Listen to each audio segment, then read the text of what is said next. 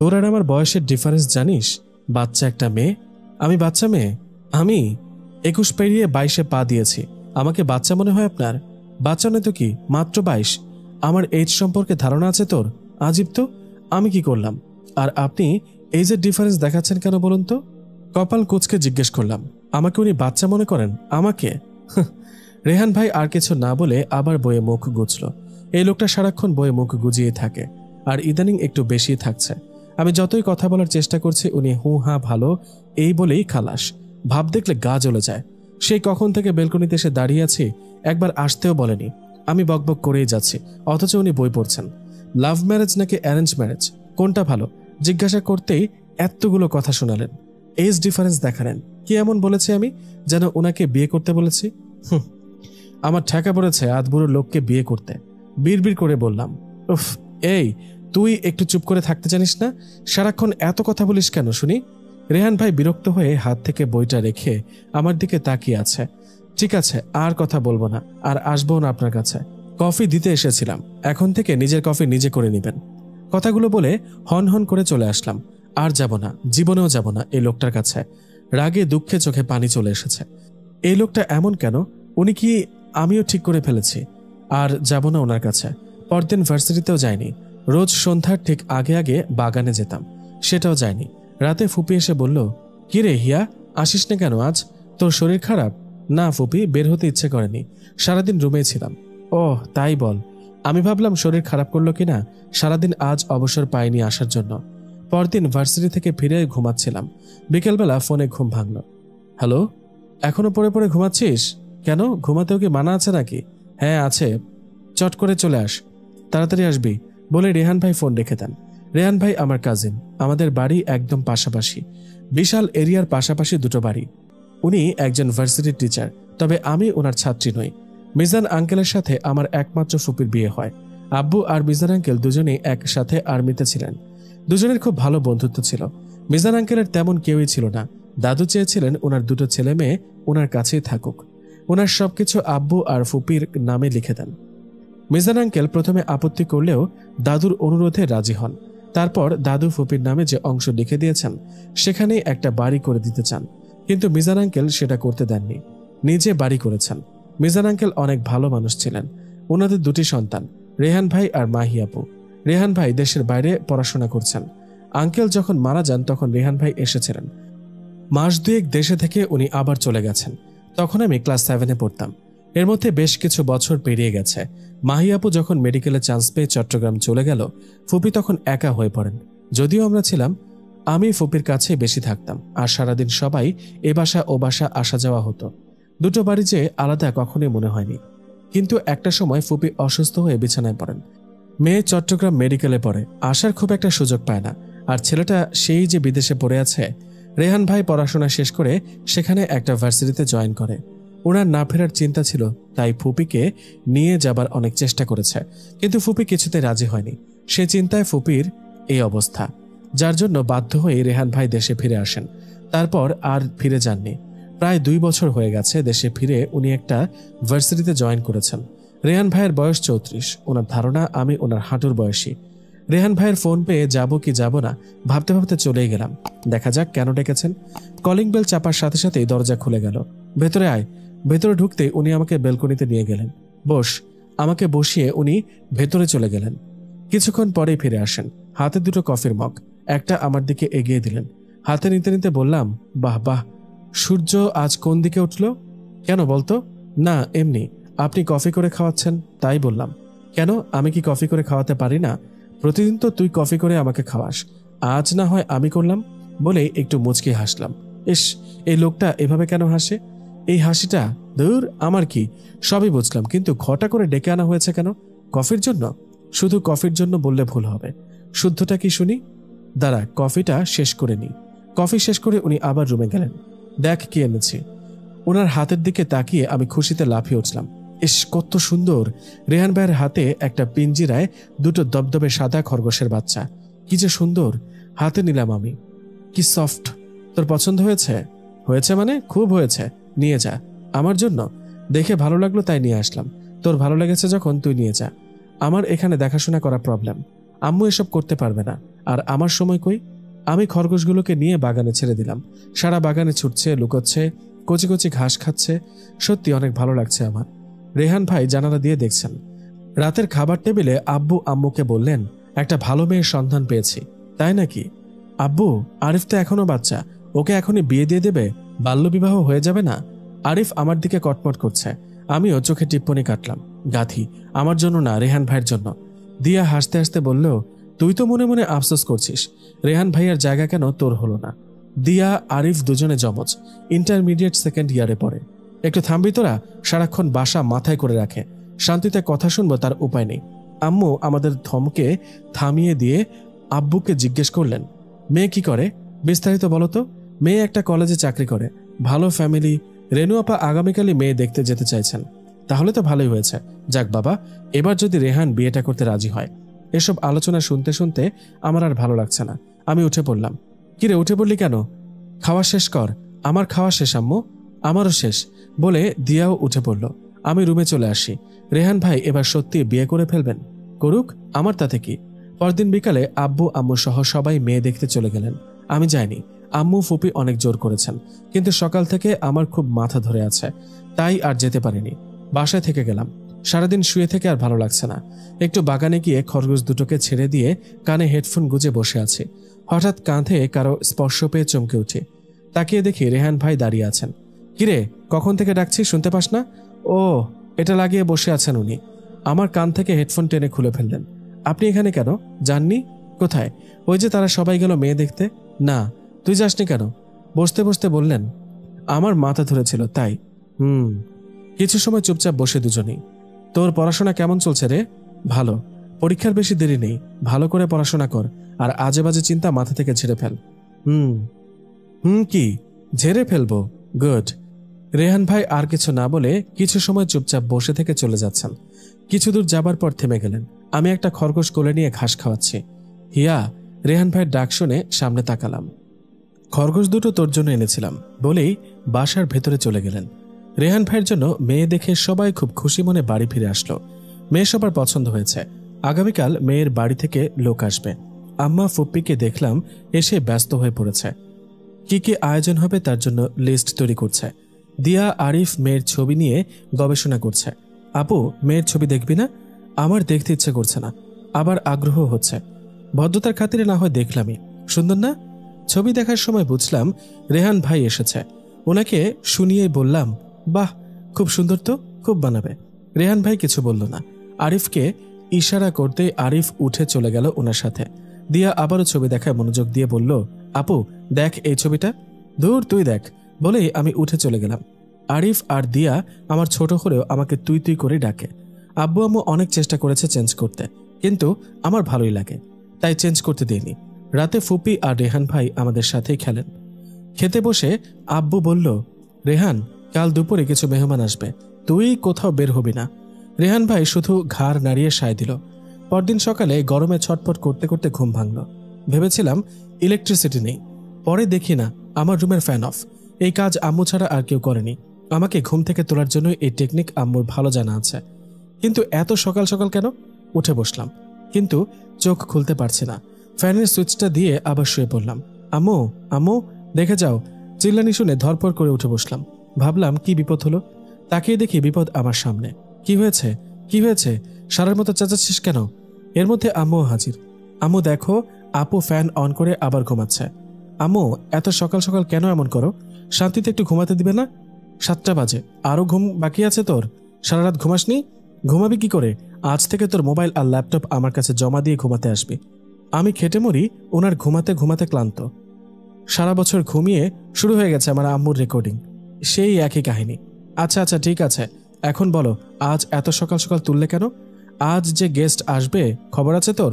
তো আমি কি করব? তুই কি করবি মানে? আমি কি করব মানে? ওনারা জামাই দেখতে আসবে।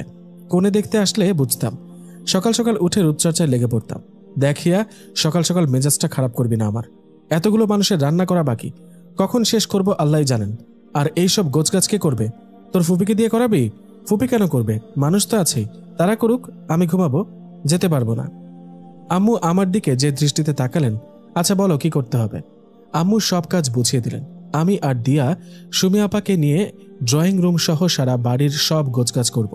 সুমি বয়সে দিয়ার কাছাকাছি প্রায়, আমাদের বাড়িতে থাকে। মা জননীর কথা মতো কাজে লেগে পড়লাম। রেহান ভাইয়ের বিয়ে বলে কথা। আম্মু আর ফুপি কিচেন সামলাচ্ছে। প্রায় 12:30 বাজে। এমন সময় আব্বু কোথা থেকে এসে আম্মুকে আর ফুপিকে ডাকলেন। আমি কিচেনের সামনে দিয়ে যাচ্ছিলাম। আমাকে দেখেই আম্মু ডাক দিলেন, এই হিয়া, একটু এদিকে আয়। হ্যাঁ বলো। তোর আব্বু ডাকছে, তুই একটু মাছটা উল্টে দিস, না হলে পুড়ে যাবে। আচ্ছা আমি দিচ্ছি, যাও তোমরা। আম্মু আর ফুপি চলে গেল। আচ্ছা, সত্যি কি রেহান ভাই বিয়ে করবেন? অন্যবার তো মেয়ে দেখতে যাবার কথা শুনলে রেগে যেতেন। এবার ইদানিং একটু বেশি অ্যাভয়েড করছেন আমাকে। নিজে থেকে যেন একটা গ্যাপ রেখে চলেছেন। আমার সাথে এমন কেন করে? আমার ভেতরটা কেমন করছে। গরম ফ্রাই প্যানটা হাতে লেগে অনেকটা পুড়ে গেছে। খুব জ্বালা করছে, চোখে পানি এসে গেছে। কিরে, হয়েছে? হ্যাঁ ফুপি, এই তুলে নিচ্ছি। মাছগুলো তুলে রাখলাম। এদিকে হাত জ্বলে যাচ্ছে, সেটা আর ফুপিকে দেখায়নি। একদিকে পোড়ায় আগুনের আঁচ লেগে আরো বেশি জ্বালা করছে। দুপুরে মেহমান আসলো। সারাদিন রেহান ভাই ওনার রুমে ছিলেন। ওনারা আসার পরেও বের হয়নি। লাঞ্চের সময় বের হয়ে আসলেন। আব্বু আম্মু ফুপি সহ মেহমানদের সাথে লাঞ্চ করলেন। তারপর জরুরি কাজ আছে বলে উঠে পড়লেন। আমি বেলকনিতে দাঁড়িয়েছিলাম। রুমে যাবার সময় যখন দেখলেন আমি এখানে, উনি আসলেন। এখানে কি করছিস? কিছু না। হাতে কি হয়েছে? আমার হাতটা একটু আড়ালেই ছিল, তেমন কিছু না, একটু পুড়ে গেছে। দেখি বলেই টেনে আমার হাত দেখলেন। এটা তোর একটু মনে হচ্ছে? কিভাবে পড়ল? ফ্রাই প্যান লেগেছিল। আয় আমার সাথে। কোথায়? জাহান্নামে। কেন, যেতে আপত্তি আছে? এই লোকটা সোজা করে মনে হয় কথা বলতে শেখেনি। আমাকে টেনে রুমে নিয়ে গিয়ে ফার্স্ট এইড বক্স খুলে ঔষধ লাগিয়ে দিচ্ছে। কই থেকে কাজ করিস? হাতে লাগে কিভাবে? করতে পারিস না তো যাস কেন? আমি তাকিয়ে তাকিয়ে দেখছি উনি ঔষধ লাগিয়ে দিচ্ছেন। করতে পারি না কে বলল? আমি খুব ভালোই রান্না করতে পারি। জানি জানি, একটু সাবধানে করতে পারিস না? কতটুকু পড়ে গেল? নিশ্চয়ই খুব জ্বালা করছে। করছে তো, খুব জ্বালা করছে। রেহান ভাই একবার শুধু তাকালেন আমার দিকে। রেডি হয়ে নে।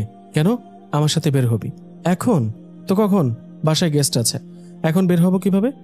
গেস্ট আছে তো তোর কি প্রবলেম? তোকে দেখতে আসছে, সেজেগুজে সামনে যাবি? আবার তারা তারা কথা শুরু করেছে। সোজা কথা কি বের হয় না মুখ থেকে? আমার কিছু না, তবে আমার পেটও জ্বালা করছে। পেটে জ্বালা করছে কেন? ক্ষুধা পেয়েছে। আমি খাইনি এখনো। এত সময় হয়ে গেছে খাসনি? যা তাড়াতাড়ি খেয়ে আয়। গেস্ট এসেছে রেহান ভাইকে দেখতে। এখন ওনাদের সামনে আমাকে নিয়ে উনি বেরিয়ে যাবেন, এটা ভালো দেখায় না। ওনারা কি না কি ভাববেন।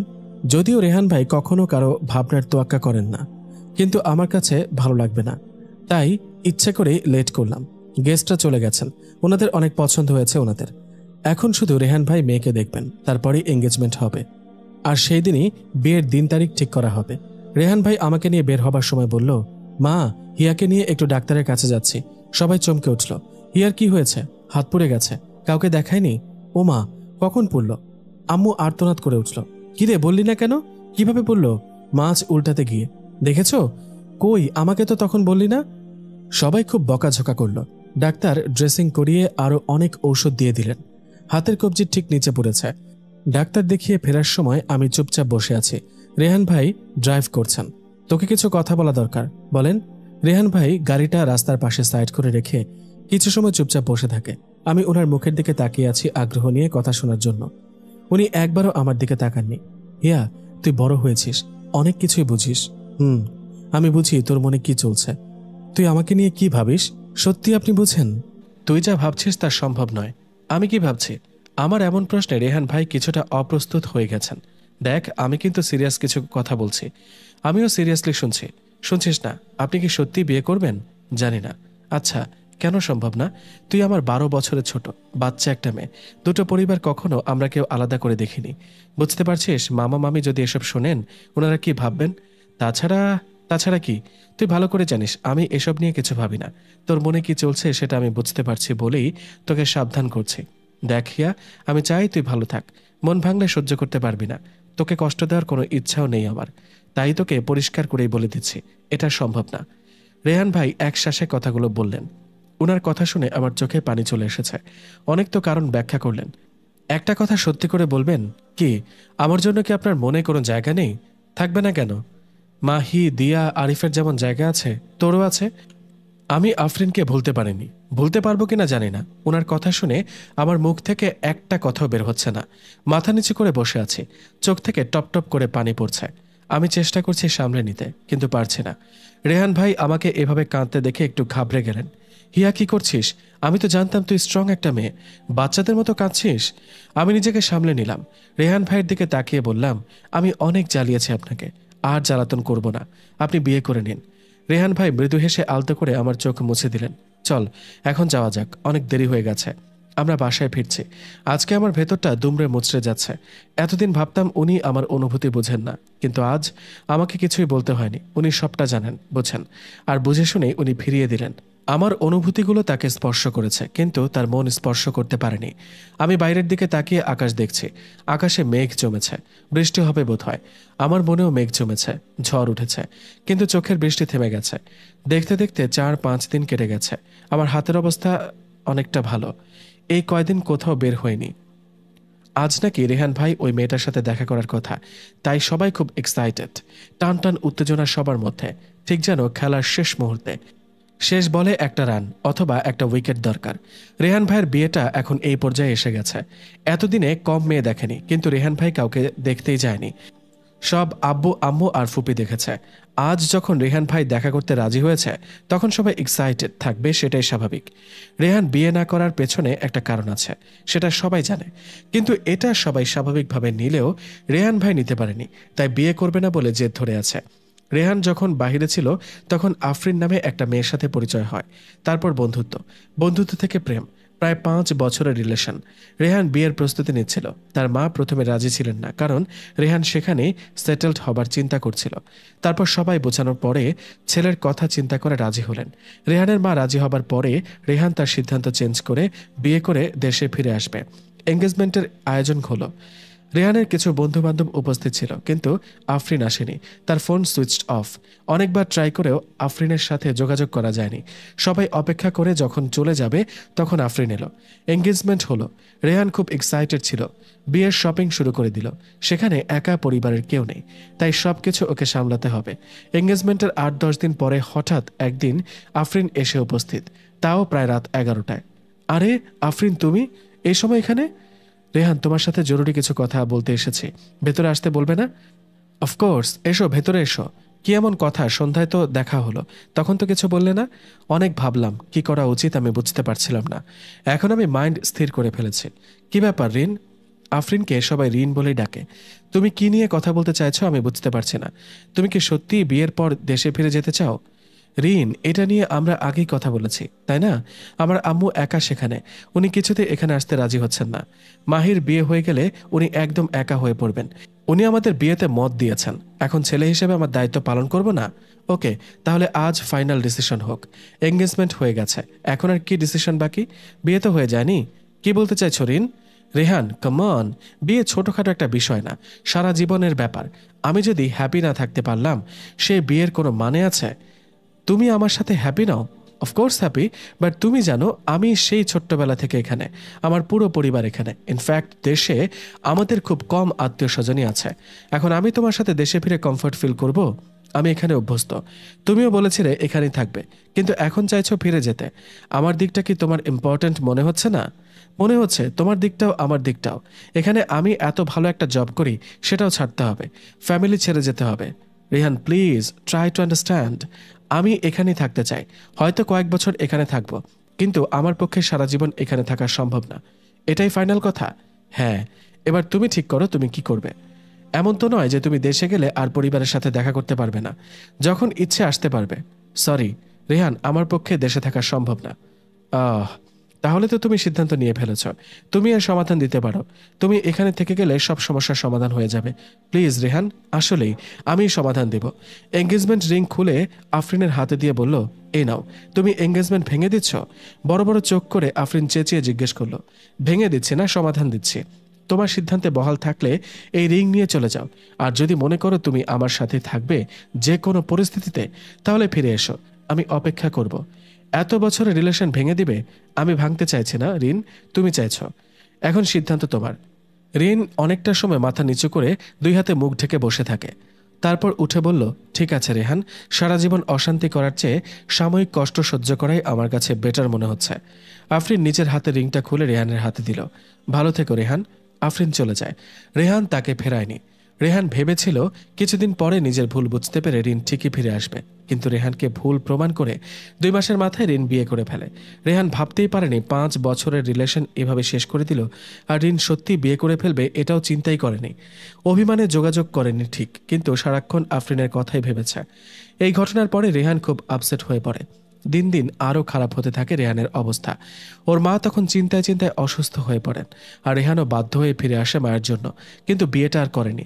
রেহান ভাই মেয়েটার সাথে দেখা করতে গিয়েছেন বিকেলবেলা। সন্ধ্যায় দেখি আব্বু, ফুপি, আম্মু মুখ কালো করে বসে আছেন। আপা, তোমার ছেলের বিয়ের আশা এই জন্মের মতো ছেড়ে দাও, আমি আর কোনো মেয়ে দেখতে যাব না ওর জন্য। রেহানের কি দোষ? মেয়েই তো রাজি হয়নি, তার নাকি বিয়েতে মত নেই। আম্মুর কথা শুনে ফুপি তেলে বেগুনে জ্বলে উঠলেন। মেয়ে রাজি হয়নি? মেয়ের রেহানকে পছন্দ হয়নি? এটাও আমাকে বিশ্বাস করতে হলো? আমার ছেলেকে চেনো না?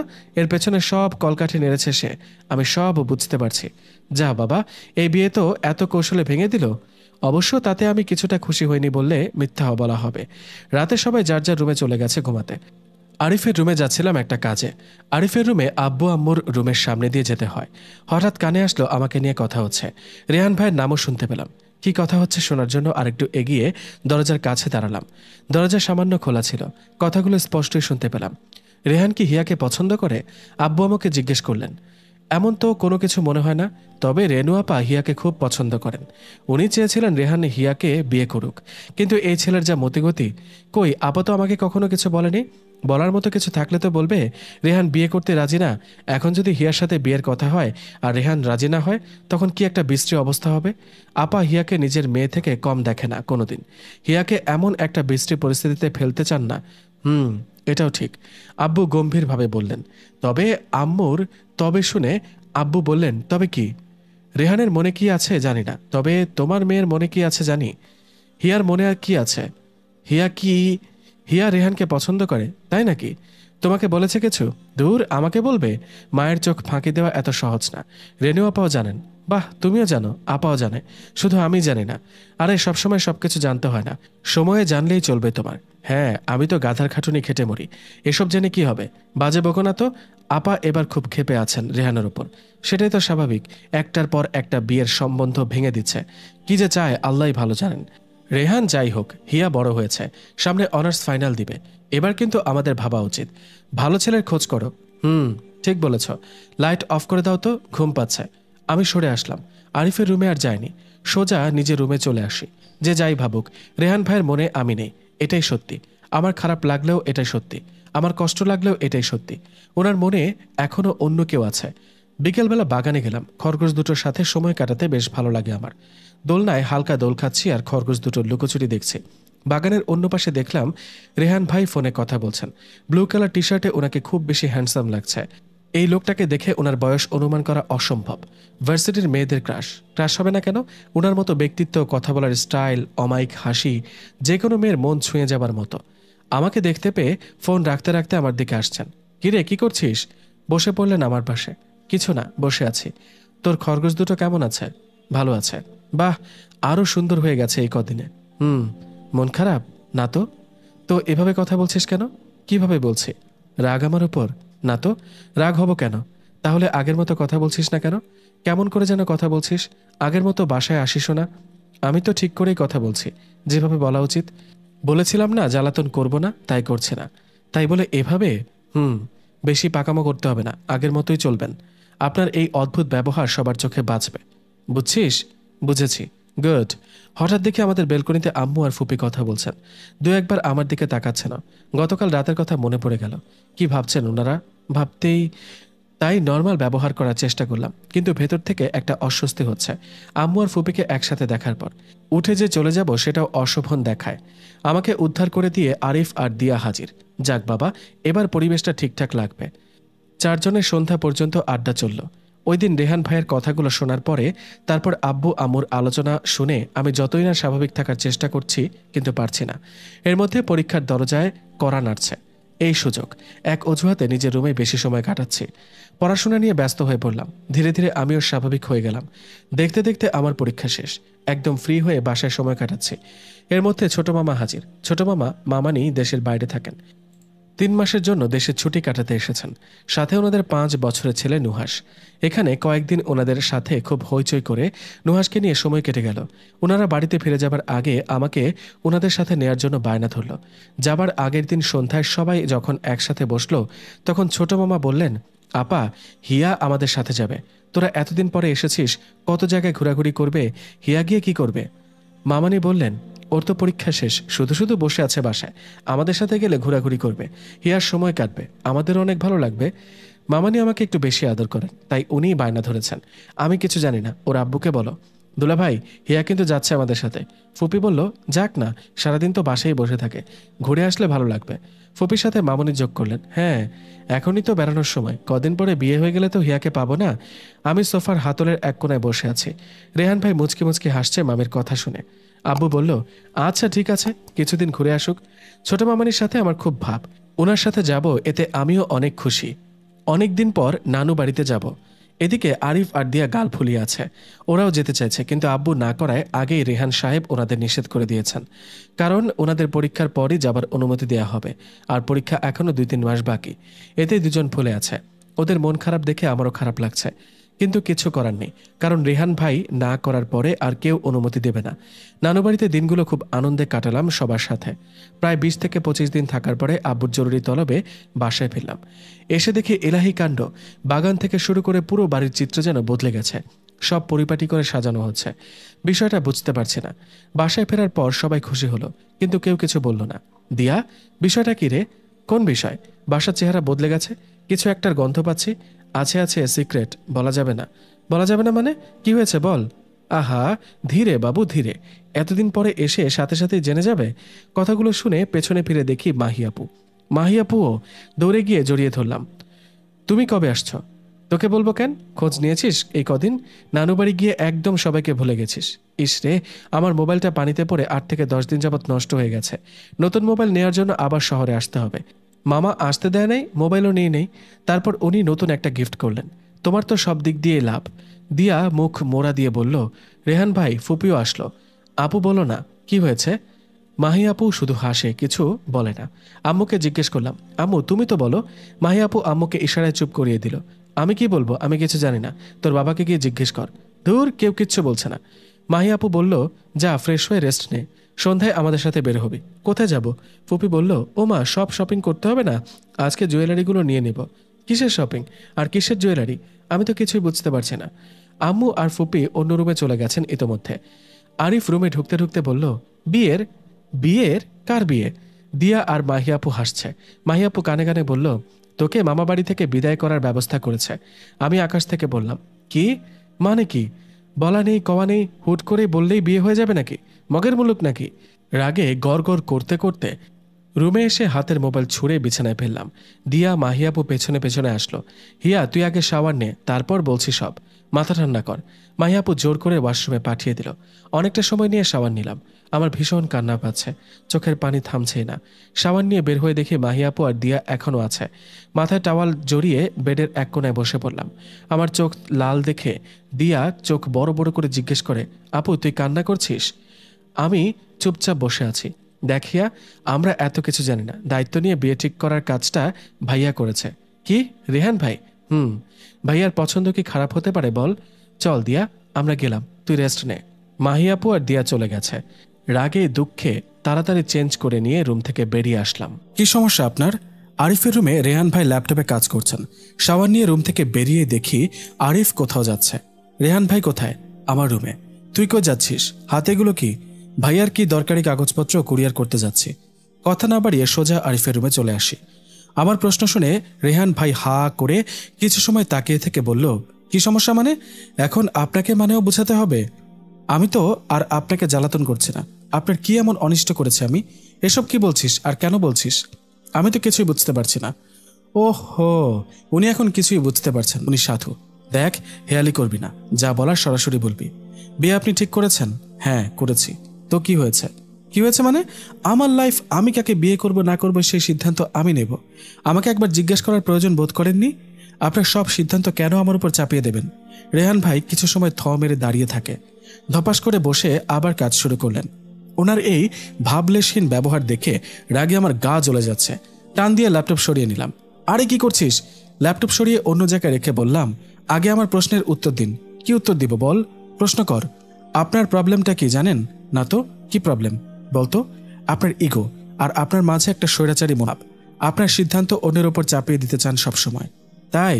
জি, একদম তাই। কে বলেছে আপনাকে আমার বিয়ে ঠিক করতে? তোকে বাড়ি থেকে তাড়াতাড়ি বিদায় করার জন্য বিয়ে ঠিক করা হয়েছে। উত্তর পেয়েছিস? হ্যাপি? এখন ল্যাপটপ দে। আমার চোখ দিয়ে টপ টপ করে পানি পড়ছে। রেহান ভাই একটু থমকে গেলেন। আমাকে পুতুল মনে হয় আপনার? কি সব বলছিস? তোকে পুতুল মনে করবো কেন? আপনি আমাকে পুতুলই মনে করেন, না হলে আমারও মন বলে কিছু আছে, সেটা বুঝতে পারতেন। আমার অনুভূতির কোনো মূল্য নেই আপনার কাছে, সেটা জানতাম। কিন্তু আমার ভালো লাগা মন্দ লাগা এসবের ভাবনাও নেই।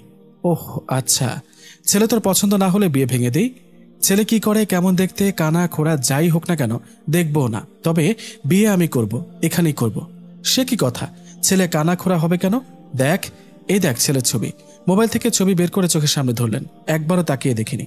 আমি ওনার মুখের দিকে কঠিন মুখে তাকিয়ে দেখছি। আমার মনের কোনো মূল্য আপনাদের কাছে নেই, তো বিয়ে এখানেই হবে। তাতে আমি সুখী হব বা না হই। ছেলে খুবই ভালো, হ্যাপি রাখবে সবসময়। আমি আর একটা কথা বলিনি। নিজের রুমে চলে এসে দরজা লক করে বিছানায় শুয়ে পড়লাম। মনে হচ্ছে কেউ আমার হৃৎপিণ্ডতে ছুরি দিয়ে খুঁচিয়ে ফালাফালা করছে। কখন যে ঘুমিয়ে পড়েছি বুঝতে পারিনি। দরজায় ধুমধাম শব্দে ঘুম ভাঙল। দরজা খুলে দেখি দিয়া মেজাজ খারাপ হয়ে গেছে। তোর আর কোনো কাজ নেই? আমি একটু ঘুমালে তোর কি অশুদ্ধ হয়ে যায় শুনি? সহ্য হয় না? এত মেজাজ দেখাচ্ছিস কেন? আম্মু ডাকছে, গেস্ট আসছে। কিসের গেস্ট? আরে ছেলেপক্ষের, তারা বিয়ের জন্য যে রিসোর্ট বুকিং দিয়েছিল সেখানে একটা অ্যাক্সিডেন্ট হয়ে গেছে। পুলিশ ব্লক করে দিয়েছে। ওনারা হোটেলে উঠতে চেয়েছিল, কিন্তু আব্বু ফুপি তারা ওনাদের জোর করে বাসায় নিয়ে আসছে। বাসায় নিয়ে আসছে মানে? আব্বু বলছে দুটো বাড়িতে এতগুলো রুম খালি পড়ে থাকতে কেন গেস্ট হোটেলে থাকবে? আজীব তো, ওনাদের কি বাড়িঘর নাই? এসবের মানে কি? তুই দেখি কিছুই জানিস না। আম্মু বলেনি? ওনারা চিটাগং থেকে এসেছেন, 8 থেকে 10 দিন থেকে বিয়ের পরে একেবারে যাবেন, এই জন্য একটা রিসোর্ট বুকিং করেছিলেন। আম্মু কই? নিচে আছে, তুই তাড়াতাড়ি আয় বলে দিয়া চলে গেল। নানুবাড়ি থেকে এসে যা হচ্ছে তাতে আমার মাথা গুলিয়ে যাচ্ছে। বুঝতে পারলাম বিয়েটা চিটাগং হচ্ছে। নিশ্চয়ই মাহিয়াপুর হাত আছে এখানে। ফ্রেশ হয়ে রুম থেকে বেরোতেই দেখি রেহান ভাইও নিচে যাচ্ছেন। আমাকে দেখেই বললেন, এখনো যাসনি নিচে? আমি কিছু না বলে চুপচাপ নিয়ে চলে আসি। এসে দেখি 8 থেকে 10 জন মানুষ। আমাকে দেখে একজন অল্পবয়স্ক মহিলা বললেন, আরে তুমি তো হিয়া। আমি সালাম দিলাম। কেমন আছো তুমি? ভালো, আপনি? অনেক ভালো। আমার একমাত্র দেবরের বিয়ে, আর আমি ভালো থাকবো না? বলেই মিষ্টি করে হাসলেন। মায়ের কাছে তোমার অনেক গল্প শুনেছি। আমি রিয়াদের ভাবি, আর এই আমার মেয়ে তিথি। 7 থেকে 8 বছরের মিষ্টি একটা মেয়েকে দেখিয়ে বললেন, এসো বসো আমাদের সাথে। আমাকে হাতে ধরে নিয়ে গেলেন সবার মধ্যে। আমি খুব আনইজি ফিল করছিলাম। রেহান ভাই, আম্মু সবাই এখানে। পাশে বসে একটা মেয়ে বলল, আপু আমি রাইসা, রিয়াদ ভাইয়ের ছোট বোন। কেমন আছো তুমি? আমি ভালো আছি। সেদিন যখন এসেছিলাম তুমি তো ছিলে না, তাই দেখা হয়নি। কোন দিন? এঙ্গেজমেন্টের দিন। আমিও এসেছিলাম আব্বুর আম্মুর সাথে। ও না বুঝে ও বললাম, কিসের এঙ্গেজমেন্ট? মাথায় ঢুকছে না। মাহি ভাবি তো সব সময় তোমার কথা বলে। মাহি ভাবি? আরে দুদিন পরে তো ভাবি ডাকতেই হবে, তাই আগেই অভ্যাস করছি। সবাই রাইসার কথা শুনে হেসে উঠল। সবটা ক্লিয়ার এখন। ওদিকে এদিকে তাকিয়ে মাহি আপুকে খুঁজছি, কিন্তু এখানে নেই। রেহান ভাই আমার দিকে তাকিয়ে মিষ্টি মিষ্টি হাসছে। এই হাসি দেখে গা জ্বলে যাচ্ছে আমার। মাহিয়াপুর বিয়ে কি ভয় দেখালো আমাকে। বাসা ভর্তি মানুষ। প্রথমে খেয়াল না করলেও পরে ভালো করে দেখলাম। রিয়াদ ভাইয়া দেখতে মাশাআল্লাহ মাহিয়াপুর সাথে অনেক সুন্দর মানিয়েছে। ওনার সাথে কথা বলেও ভালো লাগলো। অনেক মিশুক একজন মানুষ। শুধু উনি নন, ওনার ফ্যামিলির সবাই অনেক মিশুক। মাহিয়াপু ওনার সাথে ওনাদের ফ্যামিলিরও অনেক ভালো সম্পর্ক। মাহিয়াপুর প্রেমের বিয়ে। ইন্টার্নশিপ শেষ করে বাসায় ফিরে এসেছে মাহিয়াপু। রিয়াদ ভাইয়াও ডাক্তার হবেন ভেবেছিলাম, কিন্তু উনি একজন সরকারি কর্মকর্তা। মাহিয়াপু এতদিন চট্টগ্রাম থেকে এত দূরে এগিয়েছে, আমরা টেরই পাইনি। অবশ্য রেহান ভাইকে নিজে জানিয়েছে। মাহিয়াপুকে কোথাও দেখতে না পেয়ে ফুপির বাসায় গেলাম। উনি হালকা সাজুগুজু করে রুম থেকে কেবল বের হবেন, তখনই আমি হাজির। কি এভাবে কি দেখছিস? তোমাকে? আমাকে জীবনে প্রথম দেখছিস? দেখ তবে ভালো করে দেখ। মাহিয়াপু একটা ভাব নিয়ে দাঁড়িয়ে আছে। দেখে তো মনে হয় না কোনোদিন ভাজা মাছ উল্টে খেতে পারো। তলে তলে এত দূর? তুমি তো আসলে একটা মিচকে শয়তান, ভেজা বিড়াল। যা ইচ্ছে বল, আজকে আর কিছু বলবো না, তবে তোর মুখটা দেখার মতো হয়েছিল। হাসবে না? তোমার হাসি দেখে গা জ্বলে যাচ্ছে আমার। এভাবে ভয় দেখালে? আর নিলে তো নিলে, রেহান ভাইয়ের নাম নিয়ে ধোকা দিলে তো। ভাইয়াকে তো আর কিছু বলিনি। দিয়া আর আমার প্ল্যান ছিল। মামিকে কিছু বলতে দেয়নি। আরিফ তো মাঝখান থেকে অর্ধেক কথা বলে আরো সহজ করে দিল। শুধু বিয়ের শপিং বলল, কিন্তু কার বিয়ে সেটা তো বলেনি। তারপরও আরও কিছু বলতো, কিন্তু দিয়ার ইশারায় চুপ হয়ে গেছে। তোমরা তো মজা করেই খালাস, আমি এখন রেহান ভাইয়ের সামনে যাব। কিভাবে কিভাবে যাবি মানে? কিছু বলেছিস নাকি? এই তুই কি বলেছিস? তোমার আর শুনতে হবে না, তুমি যাও, ওনারা অপেক্ষা করছে। যাচ্ছি যাচ্ছি। কিন্তু কিন্তু কি? কে যে কোথায় ডুবে মরে সে খবর কি আমরা জানি না? প্রেমের মরা জলে ডুবে না।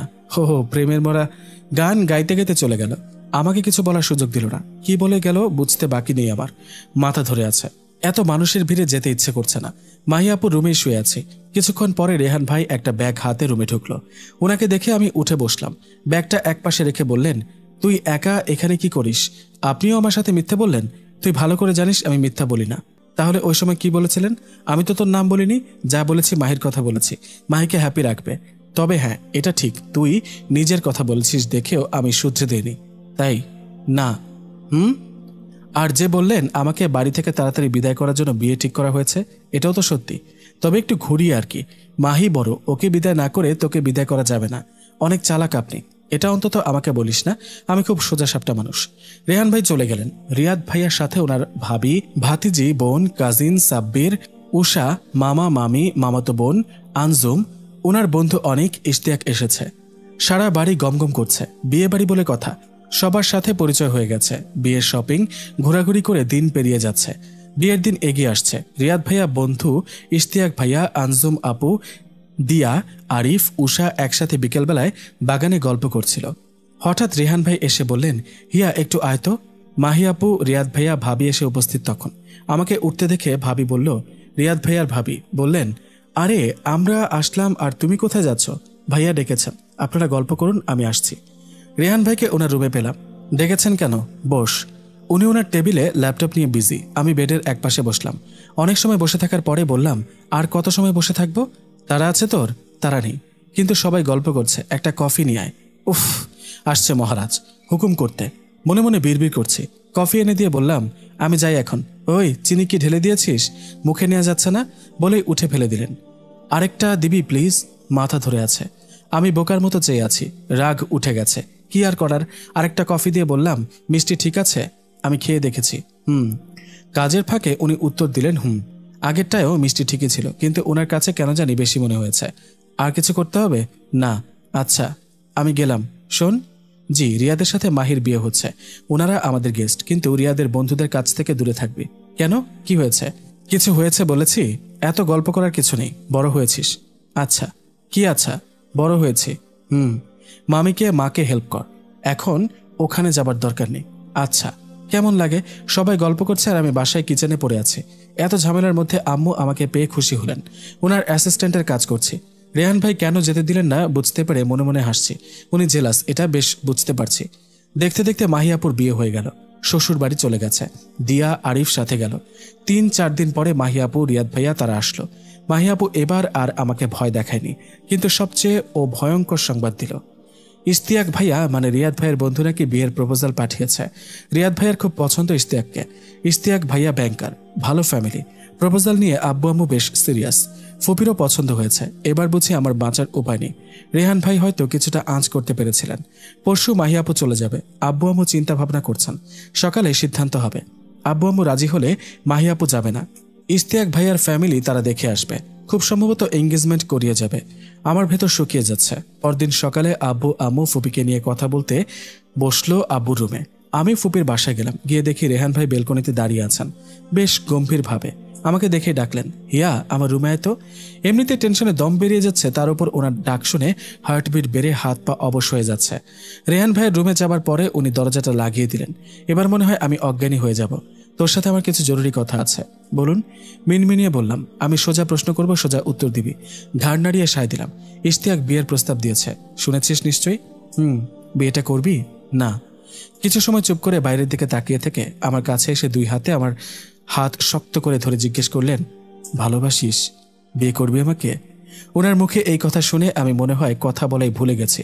মুখ থেকে কিছু বের হচ্ছে না। কি হলো, জবাব দিচ্ছিস না কেন?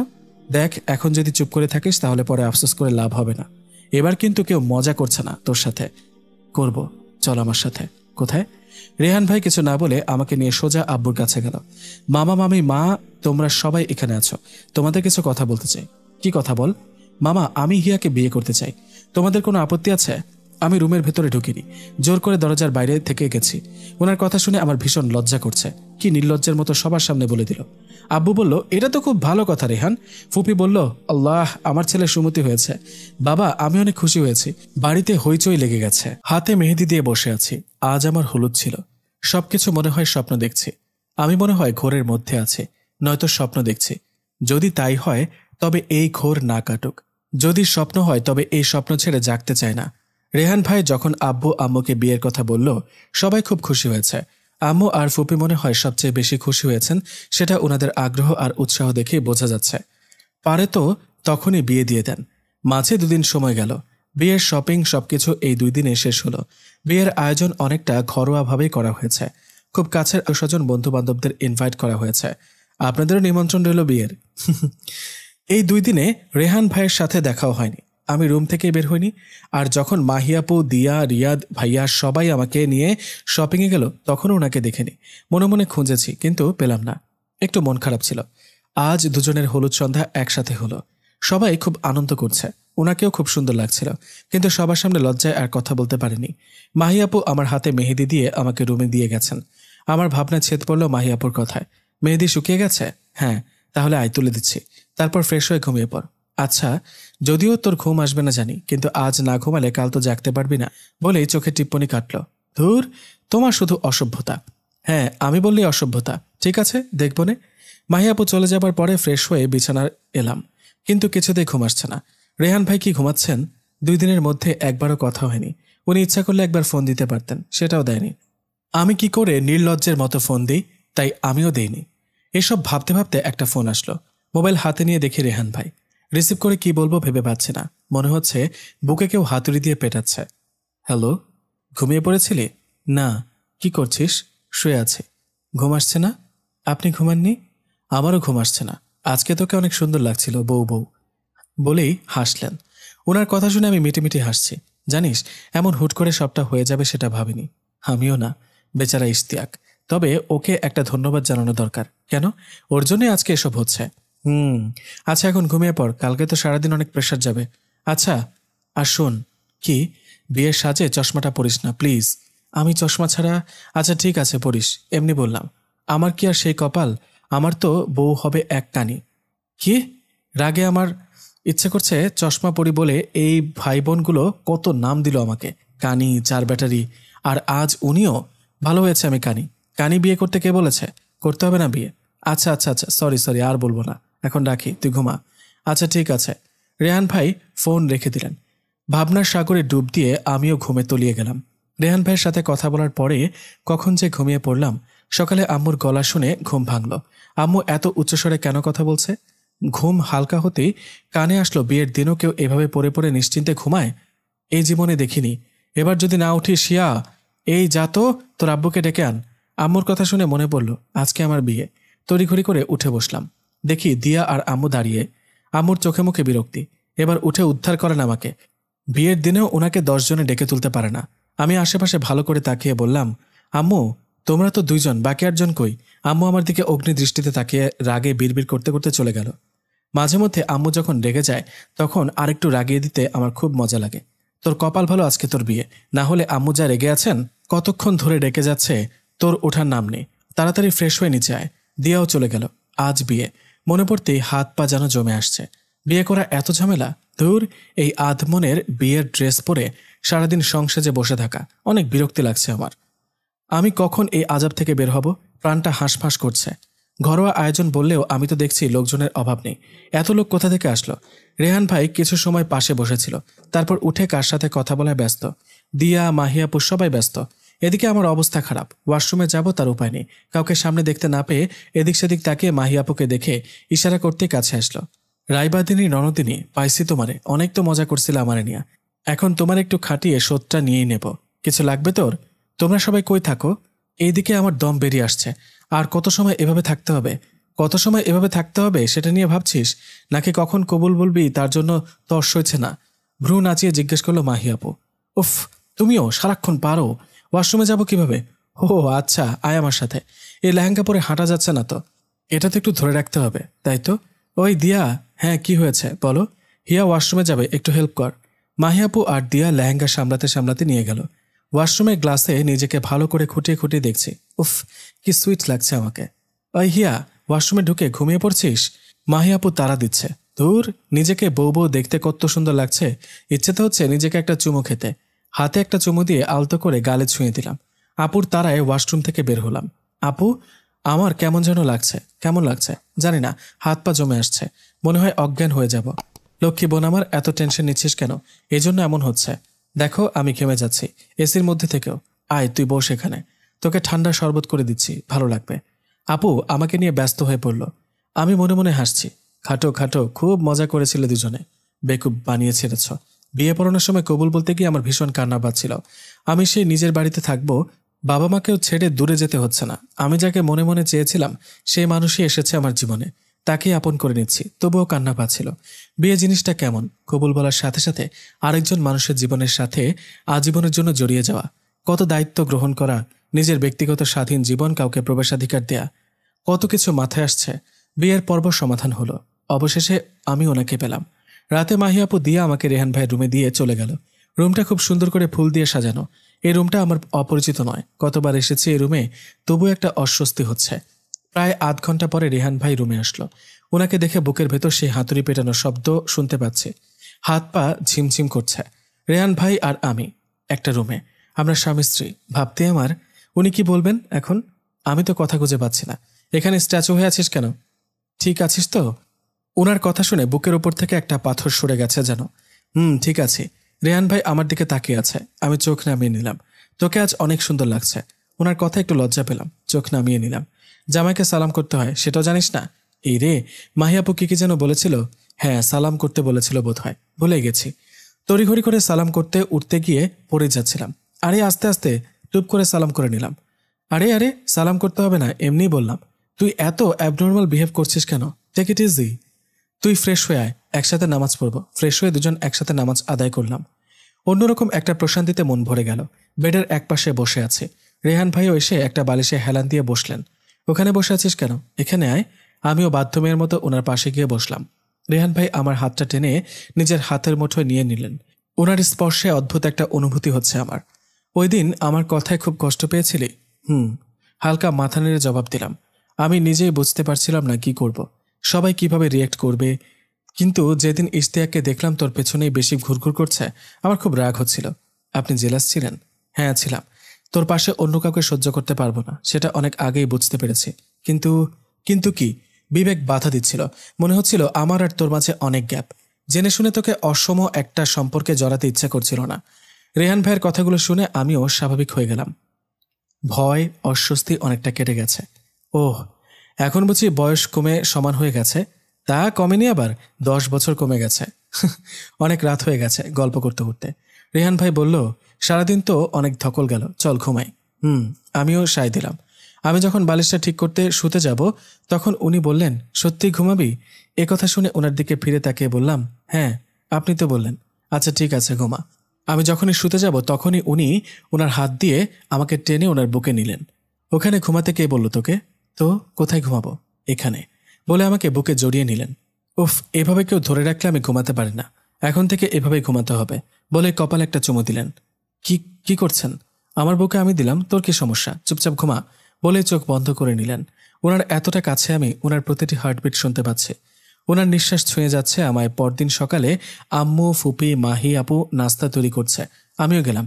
ডাইনিংয়ে আব্বু, রিয়াদ ভাইয়া, আরিফ, দিয়া বসে নাস্তা করছেন। রেহান কই রে? রেহান ভাই তো ঘুমাচ্ছে। আব্বুর কাশি শুনে গিয়ে তাড়াতাড়ি পানি দিলাম। বিষমও খেয়েছেন। মাহিয়াপু রিয়াদ ভাই মাহিয়াপুর মুখের দিকে তাকিয়ে আছে, আবার আম্মুর দিকেও তাকাচ্ছে। দিয়া খিক করে হেসে মুখ হাত চেপে হাসি থামিয়ে দিল। আমি বুঝতে পারলাম না কি হচ্ছে এখানে। এদিকে রেহান ভাইও সিঁড়ি দিয়ে নেমে এসেছে। ওই তো রেহান ভাই এসে গেছে, বলে মাহিয়াপু মুখ টিপে হাসছে। এতক্ষণে বুঝলাম আমি রেহান ভাই বলেছি বলেই আব্বু ভীষম খেয়ে গেছেন। বিয়ে হলেও যেন কিছুই বদলায়নি। এ বাড়ি আমার কাছে নতুন নয়। ছোট্টবেলা থেকে এ বাড়ির প্রতিটি কোণা আমার চেনা। শুধু আমার নিজের রুমটা ছাড়তে হয়েছে। রুমে এসে দেখি রেহান ভাই বই পড়ছেন। আমি যে আসলাম উনি তাকেও দেখেননি। আমি ড্রেসিং টেবিলের সামনে গুছিয়ে রাখছি। গ্লাসে দেখলাম উনি আমার পেছনে এসে দাঁড়িয়েছেন। ঘুরে দাঁড়িয়ে বললাম, কি তোর মাথায় কি আছে? মাথায় হাত দিয়ে বললাম, কই কিছু নেই তো। এজন্যই কি? তোর মাথায় যে কিচ্ছু নেই এজন্যই। এজন্যই কি বলবেন তো? আমি তোর ভাই লাগি? হো হো, এতদিনের অভ্যাস সবার সামনে কি একটা লজ্জায় পড়তে হলো তোর গাধামির জন্য? আমি কি ইচ্ছে করে বলেছে নাকি? আর একদিন যদি মুখ ফসকেও বের হয় তবে দেখিস। কি করবেন? কি করব? রেহান ভাই আরেকটু কাছে এসে বললেন, দেখিস কি করি। আর একদিন যদি মুখ ফসকেও ভাই বের হয় তবে দেখিস। কি করবেন? কি করব? রেহান ভাই আরেকটু কাছে এসে বসলেন, বললেন, দেখিস কি করি। আমি ওনার চোখের দিকে তাকিয়ে বলে ঘুরে আমার কাজ করতে লাগলাম। ওই কি? রেহান ভাই টান দিয়ে ওনার দিকে ফেরালেন। কিছু না, এমন করে বলছেন যেন আমি ইচ্ছে করে করেছি। ইচ্ছে করে করিসনি ঠিক, কিন্তু নিজেকে বিরাট বড় মাপের বুদ্ধু প্রমাণ করেছিস। এখন যা, একটা কফি নিয়ে আয়। এই লোকটার জন্য কফি করতে করতে আমার জীবন তেজপাতা হয়ে যাবে। বরের জন্য কফি? মিষ্টিটা একটু কম করে দিও ভাবি। পেছনে তাকিয়ে দেখি রিয়াদ ভাইয়া আর মাহি আপু দাঁড়িয়ে। ভাইয়া, আপনি ভাবি ডাকছেন কেন? রেহান ভাইয়ের বউ বলে কথা। এ বাড়ির 10টা না 5টা না একটা মাত্র ভাবি। তো কি ডাকবো? বুঝেছি, তো মিষ্টি কম দেবো কেন? মাহি, তুমি বোঝাও তোমার এই বোনকে। আমার দ্বারা হবে না, বুঝে গেছি। কি বুঝাবে? মাহি আপু আরও কাছে ঘেঁষে দাঁড়িয়ে আমার কাঁধে হাত রেখে বলে, আসলে হয়েছে কি হিয়া, বিয়ের পর নতুন নতুন সবকিছুই মধু মধু মনে হয়, তাই মিষ্টি কম দিলেও চলে। এখন যদি করলা জুস নিয়েও ভাইয়াকে দিস, সেটা খেয়েও বলবে, সাধু সাধু, তোমার হাতে জাদু আছে, এই হাতের ছোঁয়ায় সবকিছু অমৃত মনে হয়। ফিল্ম স্টাইলে ডায়লগ দিয়ে যাচ্ছে মাহি আপু। হো হো, আচ্ছা আচ্ছা, তাই বুঝি। তো রিয়াদ ভাইয়া তোমার হাতের কোন অখাদ্যকে অমৃত বলেছে শুনি? ওসব শুনতে নেই বেবি, ওটা সিক্রেট, বলেই চোখের টিপ্পনি কাটল। আরে আরে, সিক্রেট ফাঁস হয়ে গেলে তোমার আপুর রন্ধন শিল্পের গোমর ফাঁস হয়ে যাবে কিনা? মানে মানে উনি আমাকে 1 কাপ চা করে দিয়েছিলেন অতি যত্নের ঠেলায়। খুব সম্ভবত 2 থেকে 3 চামচ দুধ, 2 চামচ চিনি আর আধা চামচ লবণ দিয়েছিলেন। হো হ্যাঁ, ডাক্তার সাহেবা স্বাস্থ্য সচেতন কিনা, তাই সাথে এলাচ লবঙ্গ আদাও দিয়েছেন।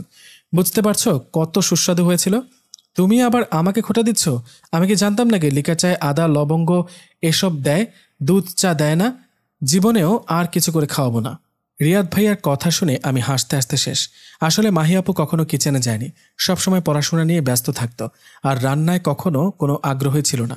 ফুপি অনেক বলেও কিছু হয়নি। ওদের খুনসুটি আমার খুব ভালো লাগছে। আমার কফি ইতোমধ্যে হয়ে গেছে। রিয়াদ ভাইয়া আর মাহি আপু এটা নিয়েই পাল্টাপাল্টি যুক্তি দেখাচ্ছে। দিয়াও এসে যোগ দিল। আমি হাসতে হাসতে কফি নিয়ে চলে এলাম। এই নিন আপনার কফি। হাত বাড়িয়ে কফি নিলেন। এভাবে হাসছিস কেন? কি হয়েছে শুনবেন? বল শুনি। ওদের কথাগুলো বললাম, বলে আবার হাসি পেয়ে গেছে। ঠিকই তো বলেছে, মিষ্টি বউ থাকলে এক্সট্রা মিষ্টি দরকার নেই তো। ওনার কথা শুনে আমার হাসি থেমে গেছে। উনি কি অদ্ভুতভাবে তাকিয়ে আছেন, গভীর দৃষ্টিতে। এই দৃষ্টিতে কিছু একটা আছে। নে, কফিতে একটা চুমুক দিয়ে দে। কেন? মিষ্টি ঠিক আছে কিনা দেখে দিবি সবসময়। সেটা তো 1 চুমুক সবসময়ই খাই। বলতে বলতে 1 চুমুক দিলাম। জানি তো, কিন্তু আজকে হাসির জন্য ভুলে গেছিস। এই রে, একটা ধরা খেলাম।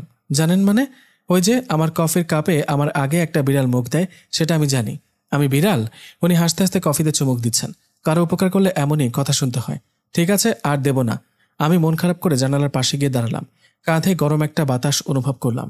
না, ভুল হয়নি, এটা নিঃশ্বাসের। রেহান ভাই আমার ঠিক পেছনে এসে আলতো করে জড়িয়ে ধরে কাঁধে মুখ রেখে বললেন, এই বিড়ালটি যদি মুখ না দেয়, সেই কফি তো খাওয়া যায় না। তুই যে রোজ এমন করিস সেটা অনেক আগে থেকে জানি।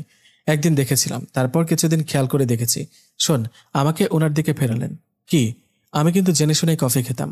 এবার আমার ঠোঁটের কোণে হাসি আসলো। তার মানে আপনিও প্রেমে পড়েছিলেন? না তো। জানিস না প্রেমে পড়া বারণ? কেন বারণ? কেন? তোর প্রেমে পড়া বারণ ছিল, তোর প্রেমে পড়ার কোনো কারণ ছিল না। তাই বুঝি? কেন জানিস? কেন? উত্তরটা প্রথম আমিও জানতাম না, এখন জানি। কারণ তুই আমার প্রতিদিনের অভ্যাস হয়ে গেছিস। যখন চাইতাম তোকে সামনে পেতাম। আমার প্রয়োজনের সবকিছু তো খেয়াল করতিস। কখনো মনে হয়নি তুই না থাকলে কি হবে।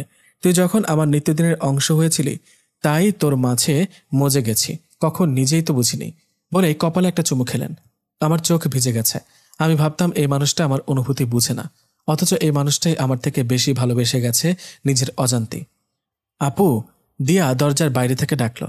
রেহান ভাই সরে গিয়ে কফির মগ তুলে নিল। ভেতরে আয়, তোকে আর ভাইয়াকে নিচে ডাকছে। নিচে গিয়ে দেখি মাহি আপু, রিয়াদ ভাইয়া, আরিফ, দিয়া সবাই মিলে প্ল্যান করছে ঘুরতে যাবে। আব্বু আম্মু ফুপি তারা গেলেন না। আমরা অনেক বলার পরেও ওনারা বাসায় থেকে গেলেন। আমরা 12টার দিকে বের হলাম। দুপুরের খাবারের পার্সেল নিয়ে সবাই লং ড্রাইভে শহরের বাইরে গেলাম। যান্ত্রিক জীবনের বাইরে প্রকৃতির ছোঁয়ায় অন্যরকম ভালো লাগা কাজ করছে। একটা নদীর তীরে এসে নৌকা করে ঘুরলাম অনেক সময়। বিকেলে শান্ত নদীর শীতল বাতাসে মন জুড়িয়ে গেছে। মনে হয় অনন্তকাল যদি এভাবেই থাকতে পারতাম। দিয়া আরিফ রেহান ভাইকে ধরল একটা গান শোনাতে। রেহান ভাই কিন্তু দারুণ গান করেন।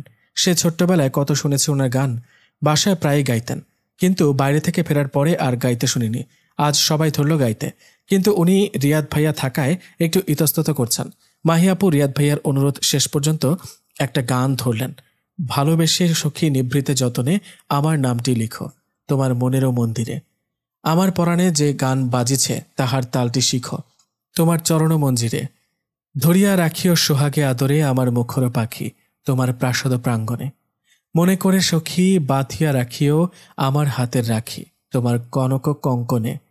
আমার লতার একটি মুকুল ভুলিয়া তুলিয়া রেখো তোমার অলক বন্ধনে। আমার স্মরণ শুভ সিন্দুরে একটি বিন্দু এঁকো তোমার ললাট চন্দনে। আমার মনের মোহের মাথুরি মাখিয়া রাখিয়া দিও তোমার অঙ্গ সৌরভে। আমার আকুল জীবন মরণ টুটিয়া লুটিয়া নিও তোমার অতল গৌরবে। গানটা শুনতে এত ভালো লাগছিল যে বলে বুঝাতে পারবো না। এই পরিবেশে যেন গানটা হৃদয় ছুঁয়ে গেছে। আমাদের ফিরতে ফিরতে রাত হয়ে গেছে। সারাটা দিন সত্যি অনেক আনন্দ হয়েছে সবার সাথে। রাতে সবাই যখন যে যার রুমে চলে গেছে তখন আমিও রুমে এলাম। মাহিয়াপু আর দিয়ার সাথে অনেক সময় গল্প করলাম। রুমে এসে দেখি রেহান ভাই রুমে নেই, বেলকনিতে দাঁড়িয়ে আছে। এখানে কি করছেন? শুনে কি করবি? কেন, তোর শোনার সময় কই? এত তাড়াতাড়ি তোর গল্প করা শেষ হয়ে গেল? ঘড়ির দিকে তাকিয়ে দেখি অনেক রাত হয়ে গেছে। এতটা বেজে গেছে খেয়ালই করিনি। রুমে আসবেন না? না, এখানে ভালো লাগছে। আমিও গিয়ে বেলকনিতে দাঁড়ালাম। উনি চুপচাপ দাঁড়িয়ে আছেন। আমি বুঝতে পারছি না, কিন্তু মনে হয় রেগে আছেন কিছুটা। আমিও চুপ করে আকাশ দেখছি। কিছু সময় পরে উনি বললেন, তুই এখানে থাক, আমি গেলাম, বলে রুমে চলে গেলেন। আজব, আমি দাঁড়িয়ে আছি আর উনি চলে গেলেন রুমে। রুমে এসে আমিও বললাম, কি সমস্যা আপনার? আমাকে ফেলেই চলে আসলেন? না হয় একটু দেরি হয়েছে, তাতে কি হয়েছে শুনি? উনি হঠাৎ উঠে এসে আমাকে দু হাতে শক্ত করে ধরে, এই মেয়ে, তুই কি কিছু বুঝিস না? এত বোকা কেন তুই? ওনার কথায় আমার মুখ ভার হয়ে গেছে। এই মেয়ে, তুই কি কিছুই বুঝিস না? এত বোকা কেন তুই? ওনার কথায় আমার মুখ ভার হয়ে গেছে। সারাটা দিন সবাইকে সময় দিচ্ছিস, আমার জন্য একটু সময় হয়নি তোর? তুই কি? আমি কি বলবো বুঝতে পারছি না। ওনার চোখের মাদকতায় কথা হারিয়ে ফেলেছি। উনি আরও একটু কাছে এসে চুলের খোপা খুলে দিলেন, আলতো করে চুলে হাত বুলিয়ে দিচ্ছেন। সমস্ত দিনের শেষে শিশিরের শব্দের মতন সন্ধ্যা আসে। ডানার রৌদ্রের গন্ধ মুছে ফেলে চিল। পৃথিবীর সব রং মুছে গেল পাণ্ডুলিপি করে আয়োজন। তখন গল্পের তরে জোনাকির ঝিলমিল। সব পাখি ঘরে আসে, সব নদী ফুরায় এ জীবনের সব লেনদেন।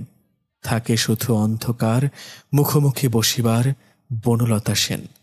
মুগ্ধ হয়ে ওনার আবৃত্তি শুনলাম। আমার হিয়া মন পাখি, তুই আমার সামনে বসে থাকবি।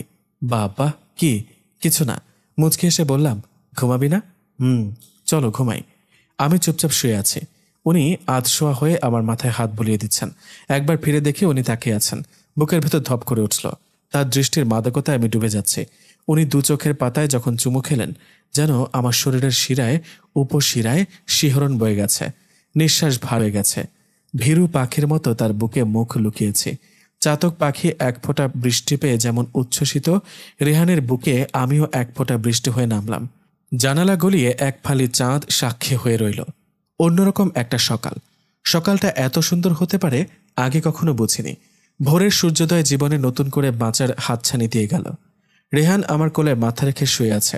আমি ওর চুলে বিলি কেটে দিচ্ছি। এবার উঠেন। উঠব না? তাহলে শুয়ে থাকেন, আমি গেলাম নিচে। একদম নড়বি না এখান থেকে, চুপচাপ বসে থাকবি। আপনার আর কি কটা বাজে খেয়াল আছে? মাত্র 7টা। এত সকালে নিচে যাওয়ার দরকার নেই।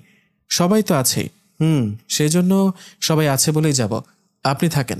তুই এখনো আপনি আপনি করছিস কেন? তো কি করব? তুমি করে বলবি। লোকে শুনলে কি বলবে? জামাইকে ওই পুরোনো দিনের মতো আপনি আপনি করছিস। লোকের কথায় আমার কি? আমি আপনি করেই বলবো। এটাই কেন জানি অনেক বেশি আপন আপন লাগে। আর যখন ইচ্ছে তুমি বলবো, যখন ইচ্ছে আপনি। ধুর ধুর না, সত্যি বলছি। তুমি করে বললে আনইজি লাগবে। আস্তে আস্তে ঠিক হয়ে যাবে।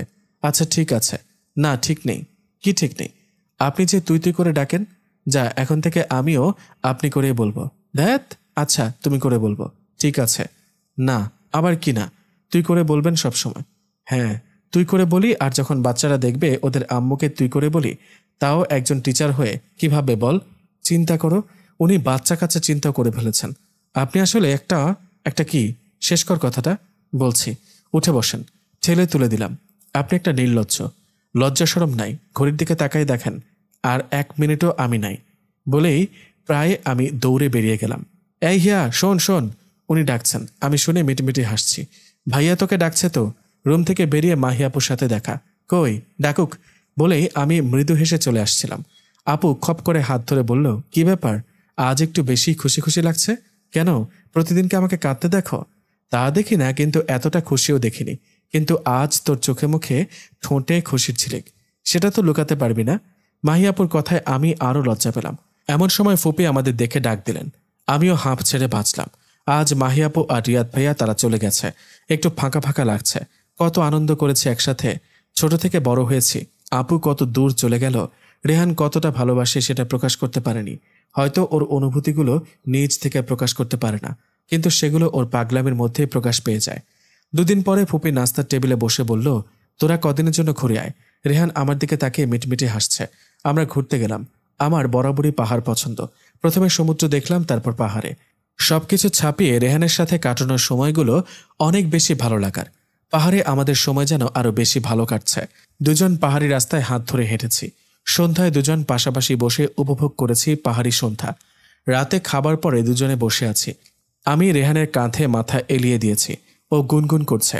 গুনগুন না করে একটা গান শোনালে কি হয়, শুনবি? আচ্ছা, তোকে আজ একটা পছন্দের গান শোনাই। আমি বেশ আগ্রহ নিয়ে নড়েচড়ে বসলাম। ঘুমহারা চোখে ফিরে দেখি একবার, ইচ্ছে করে তোমার হাতে হাতটা মেলবার। খুব মন খারাপের রাতে দূরের বাঁকা চাঁদটার সাথে আমার হাতটা যেন থাকে তোমার ছোট্ট হাতের পাশে। তোমার ঘুম ভাঙানোর রাতে যখন বড্ড একা লাগে, আমার হাতটা যেন থাকে তোমার ছোট্ট হাতের পাশে। তোমার দু চোখ ভরা মায়ায় আমার সকল বাহাদুরি। তুমি শূন্য কোনো দিনে, আমি ভীষণ আনারি। খুব মন খারাপের রাতে দূরের বাঁকা চাঁদটার সাথে আমার হাতটা যেন থাকে তোমার ছোট্ট হাতের পাশে। তোমার ঘুম ভাঙানোর রাতে যখন বড্ড একা লাগে, আমার হাতটা যেন থাকে তোমার ছোট্ট হাতের পাশে। রেহান শক্ত করে আমার হাতটা ধরে আছে। এই মুহূর্তে মনে হচ্ছে আমি নিজেকে সবচেয়ে সুখী বলে নির্দ্বিধায় দাবি করতে পারি। হিয়া, হিয়া মনো পাখি, বলো, শুনছি তো। একটা রাত বারান্দায় বসে কাটাতে পারবে? এখানে? আজকে চাঁদের আলো কত সুন্দর দেখেছিস। এখানেই বসে থাকতে ইচ্ছে করছে তোর সাথে। থাকবি? রেহান একসাথে আমাকে জড়িয়ে ধরে রেখেছে। আমিও বাধ্যমের মতো চুপটি করে ওর বুকে লেপ্টে আছি। ওর হৃদস্পন্দন শুনছি। অনেক রাত পর্যন্ত আমরা বসেছিলাম। বাসায় ফেরার পরে আমি পাক্কা গৃহিণী হয়ে গেছি। রেহান সকালে উঠে ভার্সিটিতে চলে যায়। সকালে উঠে নাস্তা তৈরি করি, ওর কাপড় আয়রন করি। ও চলে যাবার পরে ফুপিকে কিচেনে হেল্প করি। অবসরে আম্মুর কাছে যাই। আর সবাই এত কাছাকাছি থাকি যে কখনো মনেই হয় না আমি শ্বশুর বাড়ি থাকি। ওর অপেক্ষা করি কখন ফিরবে। বিকালে সবাই একসাথে বসে গল্প করি। ও যখন কোনো কাজ করে আমি বই পড়ি। এভাবেই সময় চলে যাচ্ছে। কিছুদিন পরে আমার রেজাল্ট বের হলো। গ্রাজুয়েশন কমপ্লিট করলাম। এরপর পোস্ট গ্রাজুয়েশনের জন্য ভর্তির অ্যাপ্লাই করলাম। ভর্তির আগে হঠাৎ একটা ইমেল পেলাম। পোস্ট গ্রাজুয়েশনের জন্য কানাডার একটা ভার্সিটিতে আমি সুযোগ পেয়েছি, কিন্তু আমি তো অ্যাপ্লাই করিনি। এ কাজ রেহান ছাড়া কেউ করেনি। রাতে রেহানকে এটা দেখিয়ে জিজ্ঞেস করলাম, এসব কি? আরে দ্যাটস গ্রেট, তোর চান্স হয়ে গেছে। সেটাই তো জিজ্ঞাসা করছি, এসবের মানে কি? তুমি তো বলনি অ্যাপ্লাই করেছো। এভাবে বলছিস কেন? এখানে চান্স পাওয়া কতটা হার্ড জানিস? তোর তো লাখ ভালো। এটা থেকে মাস্টার্স ডিগ্রি নিতে পারলে তোর জন্য পিএইচডি করা আরো সহজ হবে। এসব গিয়ে তোমার স্টুডেন্টদেরকে বোঝাও, আমাকে বোঝাতে হবে না। আমি সবাইকে ছেড়ে ওখানে গিয়ে পড়াশোনা করার প্রশ্নই আসে না। আর তোমার পিএইচডি, তোমার ডিগ্রি আছে, এটাই থাকুক। আমার তো প্রয়োজন নেই। আশ্চর্য, আমার ডিগ্রি থাকা আর তোর থাকা এক কথা? শোনো, প্রত্যেকটা মানুষের রাইট আছে নিজের জন্য কিছু করা।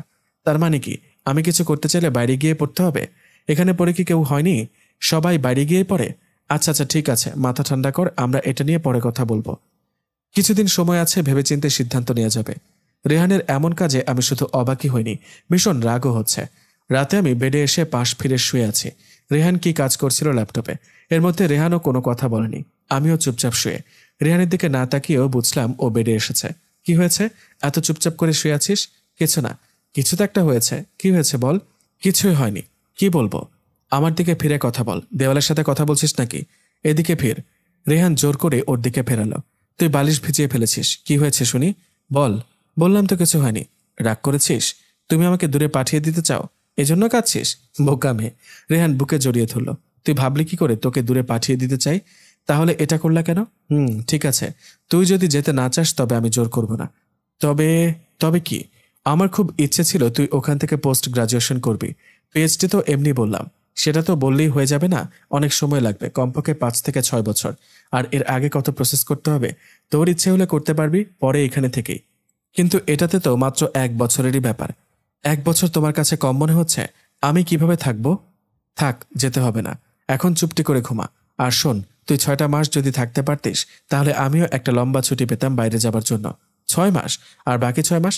আরে বুদ্ধু, আমি তো লম্বা ছুটি পাবো, তখন তোর কাছে যাব আর তোকে নিয়ে তারপর ফিরবো। কিন্তু এতদিন থাকতে পারবো না তো। রেহানকে আরো শক্ত করে আঁকড়ে ধরলাম। যাব ভাবতেই ভেতরটা মুচড়ে ওঠে। পরদিন বিকালবেলা সবার সামনে রেহান কথাটা তুলল। সবার আগে আপত্তি করলো আম্মু। বাইরে গিয়ে করতে হবে কেন? এখানে করলে সমস্যা কি? ফুপি বলল, 6 মাস হিয়া একা একা থাকবে কি করে? আমার মনে হয় না যাওয়ার খুব প্রয়োজন। রেহান আব্বুকে জিজ্ঞেস করলো। আব্বু বললেন, এটা তোদেরকে ঠিক করতে হবে। আমার আপত্তিও নেই, আবার হিয়া বাইরে যাবে এখন, এটাতে খুব একটা সায়ও নেই। আমি মনে মনে খুশি, সবাই আপত্তি করলে আমার যাওয়া আটকে যাবে। কিন্তু শেষ পর্যন্ত আব্বু কিছু সময় চুপচাপ থেকে আম্মু আর ফুপিকে বলল, রেহান যদি চায় তবে আমাদের মনে হয় আপত্তি করা ঠিক হবে না। শেষ পর্যন্ত আমার যাবার সিদ্ধান্ত হলো। রেহান খুব আগ্রহের সাথে যাবার সব আয়োজন করলো। সবাই আমার প্রয়োজনীয় সব কিছু আস্তে আস্তে গোছানো শুরু করলো। কিন্তু আমার হাত পা ভেঙে আসছে। একে তো সবাইকে ছেড়ে যাব, তার উপর অচেনা একটা দেশে একা। আমার একটু ভয়ও লাগছে না। যাবার দিন ঘনিয়ে এসেছে। আগামী পরশু ফ্লাইট। আম্মু, ফুপু, দিয়া, মাহিয়াপু সবাই মিলে প্যাকিং করলো। মাহিয়াপু রিয়াদ ভাইয়া এসেছে আমি চলে যাচ্ছি বলে। আমার কিচ্ছু ভালো লাগছে না, খাবার গলা দিয়ে নামছে না। সবাই একসাথে ডিনার করতে বসেছে, কিন্তু আমি শুধু নড়াচড়া করেই যাচ্ছি। রেহানের দিকে তাকিয়ে দেখে ও একই অবস্থা। আমি আর থাকতে পারলাম না, উঠে রুমে চলে এলাম। কিছুক্ষণ পর রেহান রুমে আসলো। এসে দেখে আমি বেডে গুটিসুটি মেরে আছি। ও কিছু না বলে আমার পাশে বসলো।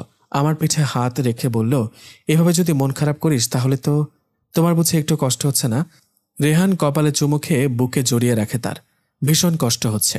একটু ঘুমালে মনে হয় আরো কম সময় পাবো রেহানের সাথে। কারো চোখে ঘুম নেই। ঘুমহীন একটা রাত কাটল। পরের দিন কিভাবে কেটে গেছে বুঝতেই পারিনি। সময় মনে হচ্ছে দৌড়ে চলে যাচ্ছে। আজ আমার ফ্লাইট, এয়ারপোর্টের জন্য বের হব। রেহান শক্ত করে আঁকড়ে ধরে আছে। সারা মুখে চুমু খেতে খেতে বলল, তুই একদম মন খারাপ করবি না, দেখবি দেখতে দেখতে সময় চলে যাবে। আর রোজ কতবার কথা বলি দেখিস। আম্মু, ফুপি, দিয়া, আরিফ, মাহিয়াপু, রিয়াদ ভাইয়া সবার কাছ থেকে বিদায় নিলাম। আম্মু, ফুপি তারা এমন কান্নাকাটি শুরু করলো যে আমিও কেঁদে ফেললাম। আব্বুকে দেখতে পেলাম না। খুঁজে দেখলাম আব্বু গাড়িতে হেলান দিয়ে দাঁড়িয়ে আছে। কাছে যেতে বুকে জড়িয়ে নিয়ে বললেন, ভালো থাকিস রে মা, আর সবসময় ফোন করবি। মাথায় একটা চুমু খেলেন। সবাইকে ছেড়ে আমি উড়াল দিলাম সুদূর প্রবাসে। জানি যখন আমার প্লেন এয়ারপোর্ট ছেড়েছে তখনও সবাই এখানে দাঁড়িয়েছিল। অজানা শূন্যতায় ভাসছি আমি। ঠিক অজানা নয়, শূন্যতাটা কিসের তা আমি জানি। ল্যান্ডিংয়ের পরে ইমিগ্রেশনের ঝামেলা শেষ করে বের হতে 2-3 ঘন্টা দেরি হয়ে গেছে। বের হবার পরে দুজন মানুষ এগিয়ে এলো আমার দিকে। হিয়া, বাঙালি দেখেই বুঝতে পেরেছি। জি, কিন্তু আপনারা? ওয়েট। আমার হাতে একটা ট্যাব ধরিয়ে দিল। পৌঁছে গেছিস? হ্যাঁ, মাত্র বের হলাম। রেহান ভিডিও কল দিয়েছে। আচ্ছা, ওরা আমার বন্ধু আদিল আর ওর ওয়াইফ জেরিন। ওরা তোকে সব হেল্প করবে। এখন গিয়ে রেস্ট নিয়ে পরে ফোন দিবি। আচ্ছা ঠিক আছে, বাসায় সবাইকে বলে দিও। আচ্ছা, বলছি এক্ষুনি। ফোন রেখে দিল রেহান। আমি জেরিন, আদিল দুজনেই পরিচয় দিল। খুব ভালো লাগছে আপনাদের পেয়ে। আমার তো ভয় করছিল, একা কিভাবে কি করব। আপনি আপনি করছেন কেন? আমি ভাই, আপনি আপনি করতে পারবো না, তুমি করেই বলবো। জেরিন ভাবি বলল। আমি হেসে বললাম, আমাকে তুমি করেই বলবেন। এখানে দাঁড়িয়ে সব কথা বলবে? আগে বাসায় চলো। আদিল ভাই তাড়া দিলেন। গাড়িতে উঠলাম। জেরিন ভাবি বললেন, তোমার পাগল বর তো ফোন করে করে পাগল করে দিয়েছে। তুমি ল্যান্ড করার আরও 1 ঘন্টা আগে এসে বসে আছি। আমি ওনার কথা শুনে হাসছি।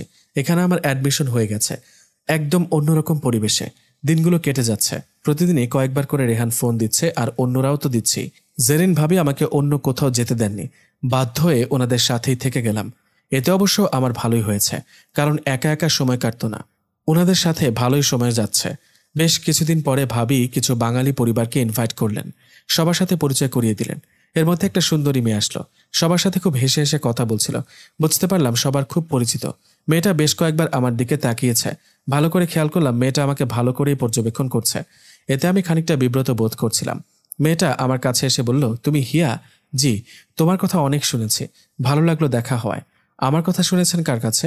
এখানে এতদিন আছো আর এখানে নতুন কোনো বাঙালি এলে পরিচিত জনদের মুখেই শোনা যায়। বলেই মেয়েটা মিষ্টি করে হাসলো। আমি আফরিন, সবাই রিন বলেই ডাকে। নামটা শুনেই বুকের ভেতর ধক করে উঠল। আফরিন খুব ভালোভাবে আমার মুখের দিকে তাকিয়ে আছে। হয়তো আমার মুখের দিকে চেয়ে মনের কোনো পরিবর্তন আঁচ করতে চাইছে। আমি মৃদু হেসে বললাম, খুব সুন্দর আপনার নাম। তোমার নামটা অনেক সুন্দর, ধন্যবাদ। চলুন ওখানে বসি। আফরিনকে নিয়ে সবার সাথে বসে গল্প করলাম। আজ আমার মন ভালো নেই। রেহান ফোন দিচ্ছে, কিন্তু আমি ফোন রিসিভ করতে ইচ্ছে করছে না। 3বারের মাথায় ফোন তুললাম। কিরে, কি করছিস? কিছু না, শুয়ে আছি। শরীর খারাপ?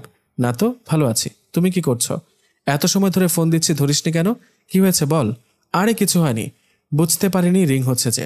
একটা মিথ্যা বললাম রেহানকে। রেহানের মুড অফ হয়ে গেছে বুঝতে পারলাম। হঠাৎ মনে হলো, কি করছি আমি? আফরিন রেহানের অতীত। আফরিনের সাথে দেখা হয়েছে, তাতে আমার মন খারাপ হতেই পারে, কিন্তু তাই বলে রেহানের ওপর তার প্রভাব ফেলবো কেন? রেহান তো অকপটে স্বীকার করে নেয় যা সত্যি। এটা ভাবতেই নিজেরই খুব খারাপ লাগলো। কি হয়েছে তোর?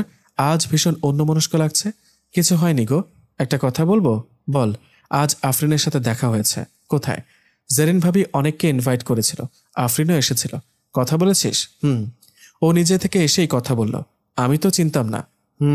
বুঝেছি, এজন্য মন খারাপ তোর। আর ইচ্ছে করেই ফোন ধরিসনি। আমি কিছু না বলে চুপ করে নীরব স্বীকারোক্তি দিলাম। তুই কি এখনো বাচ্চা আছিস? সত্যিটা তুইও জানিস, তারপরও মন খারাপ কেন? এখন তুই আমার জীবনের সত্যি। এমনি আমি তো মন খারাপ করতে চাইনি, হয়ে গেছে। বুঝলাম। মন ভালো করার মেডিসিন কিন্তু আমার কাছে আছে। তাই বুঝি? আছেই তো। এখন 2 দিন পরে তুই বাচ্চার মা হবি, আর কই এখন নিজেই বাচ্চামি করিস। বিষয়টা কেমন হবে জানিস? কেমন? এক বেবি আরেক বেবির মা। ধুর, তোমার যে কি কথা। সত্যি তো বলছি। হয়েছে হয়েছে, আর সত্যি বলা লাগবে না আপনার। কেন কেন, লজ্জা পাচ্ছিস? দেখে দেখে ভালো করে তাকাতো। উফ, তুমি না। ওরে আমার লজ্জাবতী লতারে, আমার মন ভালো হয়ে গেছে। রেহানের ওপর রাগ করার প্রশ্নই আসে না। ফালতু একটা কারণে মন খারাপ করেছি, ভাবতেই নিজের ওপর রাগ হচ্ছে। হিয়া শোন। বলো। আমি না একটা স্বপ্ন দেখেছি। কি স্বপ্ন? দেখলাম তুই একটা পরীর সাথে হেঁটে যাচ্ছিস। জানিস, পরীটা ভীষণ ভীষণ মিষ্টি দেখতে। রেহানের কথা শুনে ভেতরে একটা অদ্ভুত শূন্যতা বোধ করছে। কত দূরে থেকেও সারাক্ষণ একজন আরেকজনের ছোটখাটো প্রতিটি জিনিসের খেয়াল রাখছে। রেহান সকালে ভার্সিটিতে কোন কাপড় পরে যাবে সেটা এখনও আমি সিলেক্ট করে দেই। সকালে ওর ঘুম ভাঙাই। দূরে থাকলে নাকি দূরত্ব বাড়ে, কিন্তু আমরা যেন আরও কাছে এসেছি। দুজন দুজনকে নতুন করে আবিষ্কার করেছি, আর কাছে আসার আকাঙ্ক্ষা আরও তীব্র হয়েছে। অবসরের সময়টুকু কি রাত কি দিন আমরা দূরে থেকেও কাছে থেকেছি। এমনও সময় গেছে আমি কিচেনে কাজ করছি আর ও ফোন সামনে রেখেই কাজ করতে হয়েছে। এর মধ্যে আমি নতুন অ্যাপার্টমেন্টে শিফট করেছি, নতুন বাসা সাজিয়েছি। ওকে দেখিয়ে জিজ্ঞেস করতাম, এটা কিভাবে করব, ওটা ঠিক আছে। প্রবাসী দিনগুলো এভাবেই কেটে যাচ্ছে। দেখতে দেখতে 6 মাস পেরিয়ে গেছে। রেহানের ছুটি হয়ে গেছে। আগামী সপ্তাহে ও আসছে। কতদিন পরে ওকে দেখব? 1 সপ্তাহ না 1 বছর, সময় যেন কাটছেই না। তবুও দিন গিয়ে রাত আসে। অপেক্ষার অবসান ঘটিয়ে রেহান আজ আসছে। আমি এয়ারপোর্টে অপেক্ষা করছি।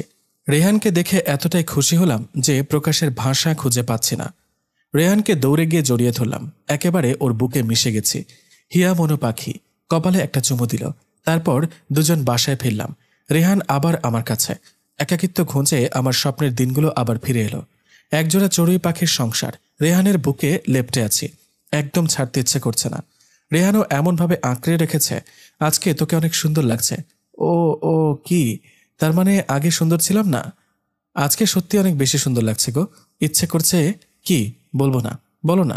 না, বলা যাবে না। দূর, ভাল লাগে না। ইচ্ছে করছে একেবারে এইখানটায় ভরে রেখে দিই, যেন কেউ দেখতে না পারে। বুকে আঙুল দিয়ে দেখিয়ে বলল। আমি চুপচাপ একটা চুমু দিয়ে দিলাম। মুচকি হেসে ও আমাকে আরও গভীরভাবে আঁকড়ে ধরল। এতদিন দূরে থেকে আজ এত কাছে, একটু পাগল পাগল লাগছে। একজোড়া চড়ুই পাখির দিনগুলো কিভাবে কেটে যাচ্ছে। একসঙ্গে কত জায়গায় ঘোরাঘুরি করলাম। একদিন দুজন একসাথে বের হলাম। আমাকে ভার্সিটিতে পৌঁছে দিয়ে ও বের হলো কিছু পুরনো বন্ধুর সাথে দেখা করবে বলে। যথারীতি আমি বাসায় ফিরছিলাম, কিন্তু হঠাৎ চোখে পড়ল রেহান আর আফরিন একসাথে হেঁটে যাচ্ছে। এটাই চোখে পড়ার ছিল। ভীষণ মন খারাপ হয়ে গেছে, কান্না পাচ্ছে আমার। রেহান কেন ওর সাথে দেখা করতে গেল? স্বামী তার পুরনো প্রেমিকার সাথে দেখা করেছে। বিষয়টি অনেক যন্ত্রণার, অনেক বেশি পুরে। রেহান বেশ দেরি করেই ফিরল। হিয়া মনো পাখি, কি করছিস? কিছু না। এ অসময় শুয়ে আছিস? শরীর ঠিক আছে তো? এত দেরি করলে যে? আরে সবার সাথে এতদিন পরে দেখা, চলে আসবো তখন আফরিন হাজির, তখনই দেরি হয়ে গেছে। হো হো, এই দেখি তো, তাকাই দিকে। আবার মন খারাপ হয়ে গেছে? শোন হিয়া, আমি স্ট্রেট কথা বলি, তুই জানিস। একটা কথা মাথায় ভালো করে ঢুকিয়ে নে। আমার মনে যদি আফরিনের জন্য এখনো কোনো ফিলিংস থাকতো, তবে ওর মুখই দেখতে চাইতাম না। কিছু নেই মনে ওর জন্য? ছিল, কিন্তু এখন ওর প্রতি আমি কৃতজ্ঞ। কৃতজ্ঞ কিভাবে? কারণ ও এমনটা করেছে বলেই আমি তোকে পেয়েছি। তাই না হলে ভুল মানুষকে চাইতাম।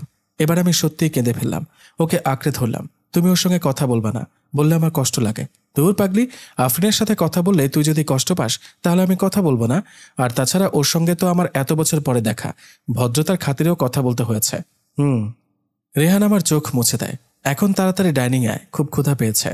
রেহান এখানে আসার পরে মনে হচ্ছে যে আমার বিয়ে হয়েছে, একটা সংসার আছে, দায়িত্ব আছে। বাসায় থাকতে এটা তো বুঝতেই পারিনি, ফুপি বুঝতেও দেয়নি। আমি যখন রান্না করি রেহান সবজি কেটে দেয়, কখনো স্পেশাল ডিশ বানায় আর আমি অ্যাসিস্ট করি। রেহান ভালো রান্না করতে পারে সেটা জানতাম না।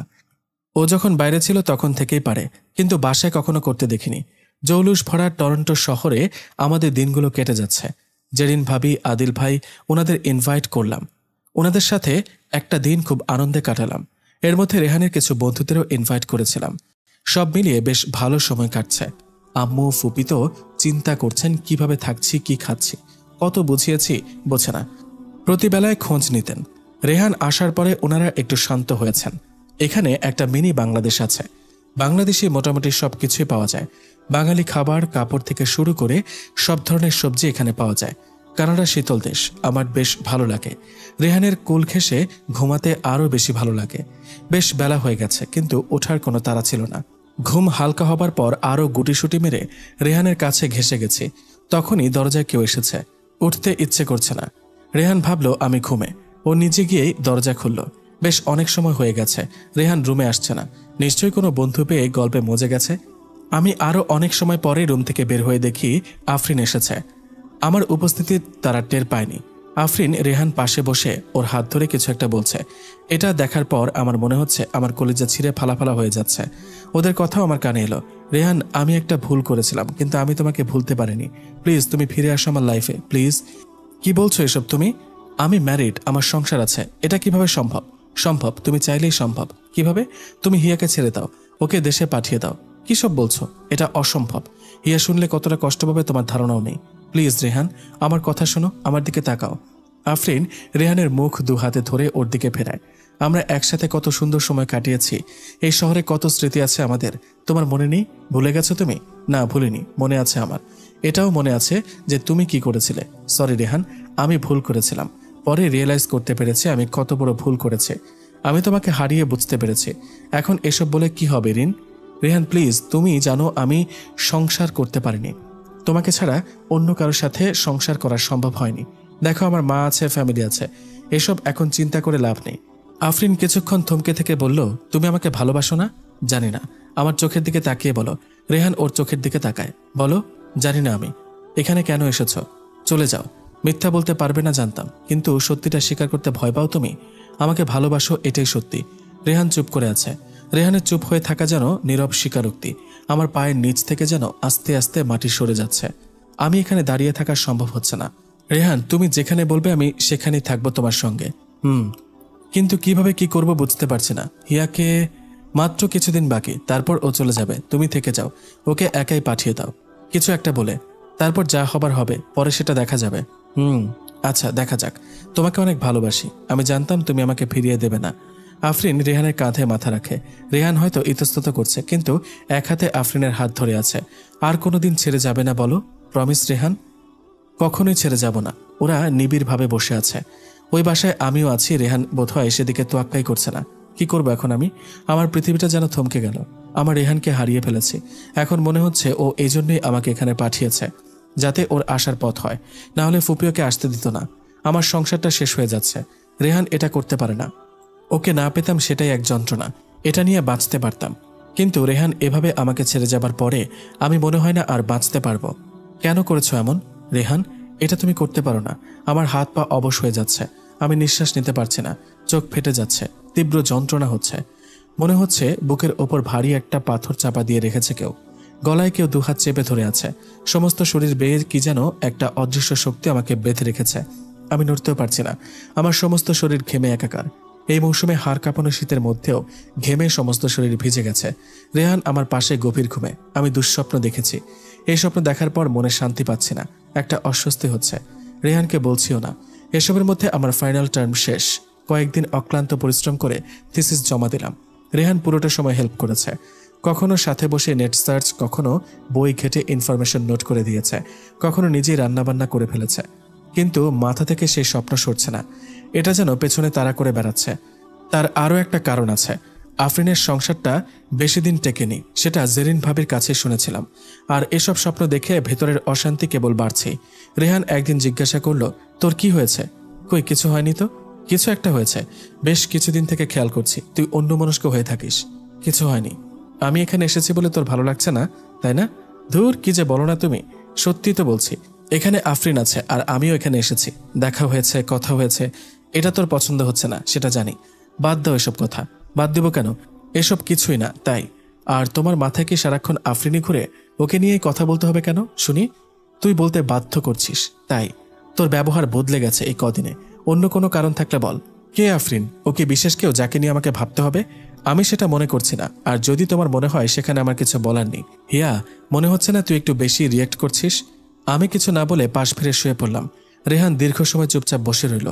পরদিন সকালে জেরিন ভাবি, আদিল ভাই, আরও একজন পরিচিত বাঙালি ভদ্র মহিলা আসলো। সব বাঙালিরা মিলে গেট টুগেদার করবে সামনে রবিবার। ওনারা সেটার নিমন্ত্রণ করতে এসেছেন। রেহান বলল, আমি শিওর বলতে পারছি না, তবে চেষ্টা করব। এটা একটা কথা বললি? কদিন পরে চলে যাবি, আবার কখনো আসবি কিনা ঠিক নেই। আসলেও কবে আসবি? সবাই একসাথে অনেক ভালো লাগবে। বিদেশে দেশের মানুষজনই পরম আত্মীয়। আমি বললাম, ভাই আমরাও যাব, চিন্তা করো না। রেহান আর কিছু বলল না। ওনারা যাবার পরে রেহানও বের হয়ে গেল। সারাদিন গিয়ে রাত হয়ে গেছে, কিন্তু রেহান এখনো ফিরছে না। আমি এতবার কল করলাম, ফোনও রিসিভ করছে না। খুব টেনশন হচ্ছে। কোথায় গেল রেহান? নিজের উপর খুব রাগ হচ্ছে। আমি বাড়াবাড়ি করে ফেলেছি, কিন্তু আমি কি করব? মানসিক যন্ত্রণায় ভুগছি। এত ভয় পাচ্ছি কেন আমি? আমার রেহানকে আমি ভালো করে চিনি, কিন্তু দুঃস্বপ্ন দেখেছি বলে মন খচখচ করছে।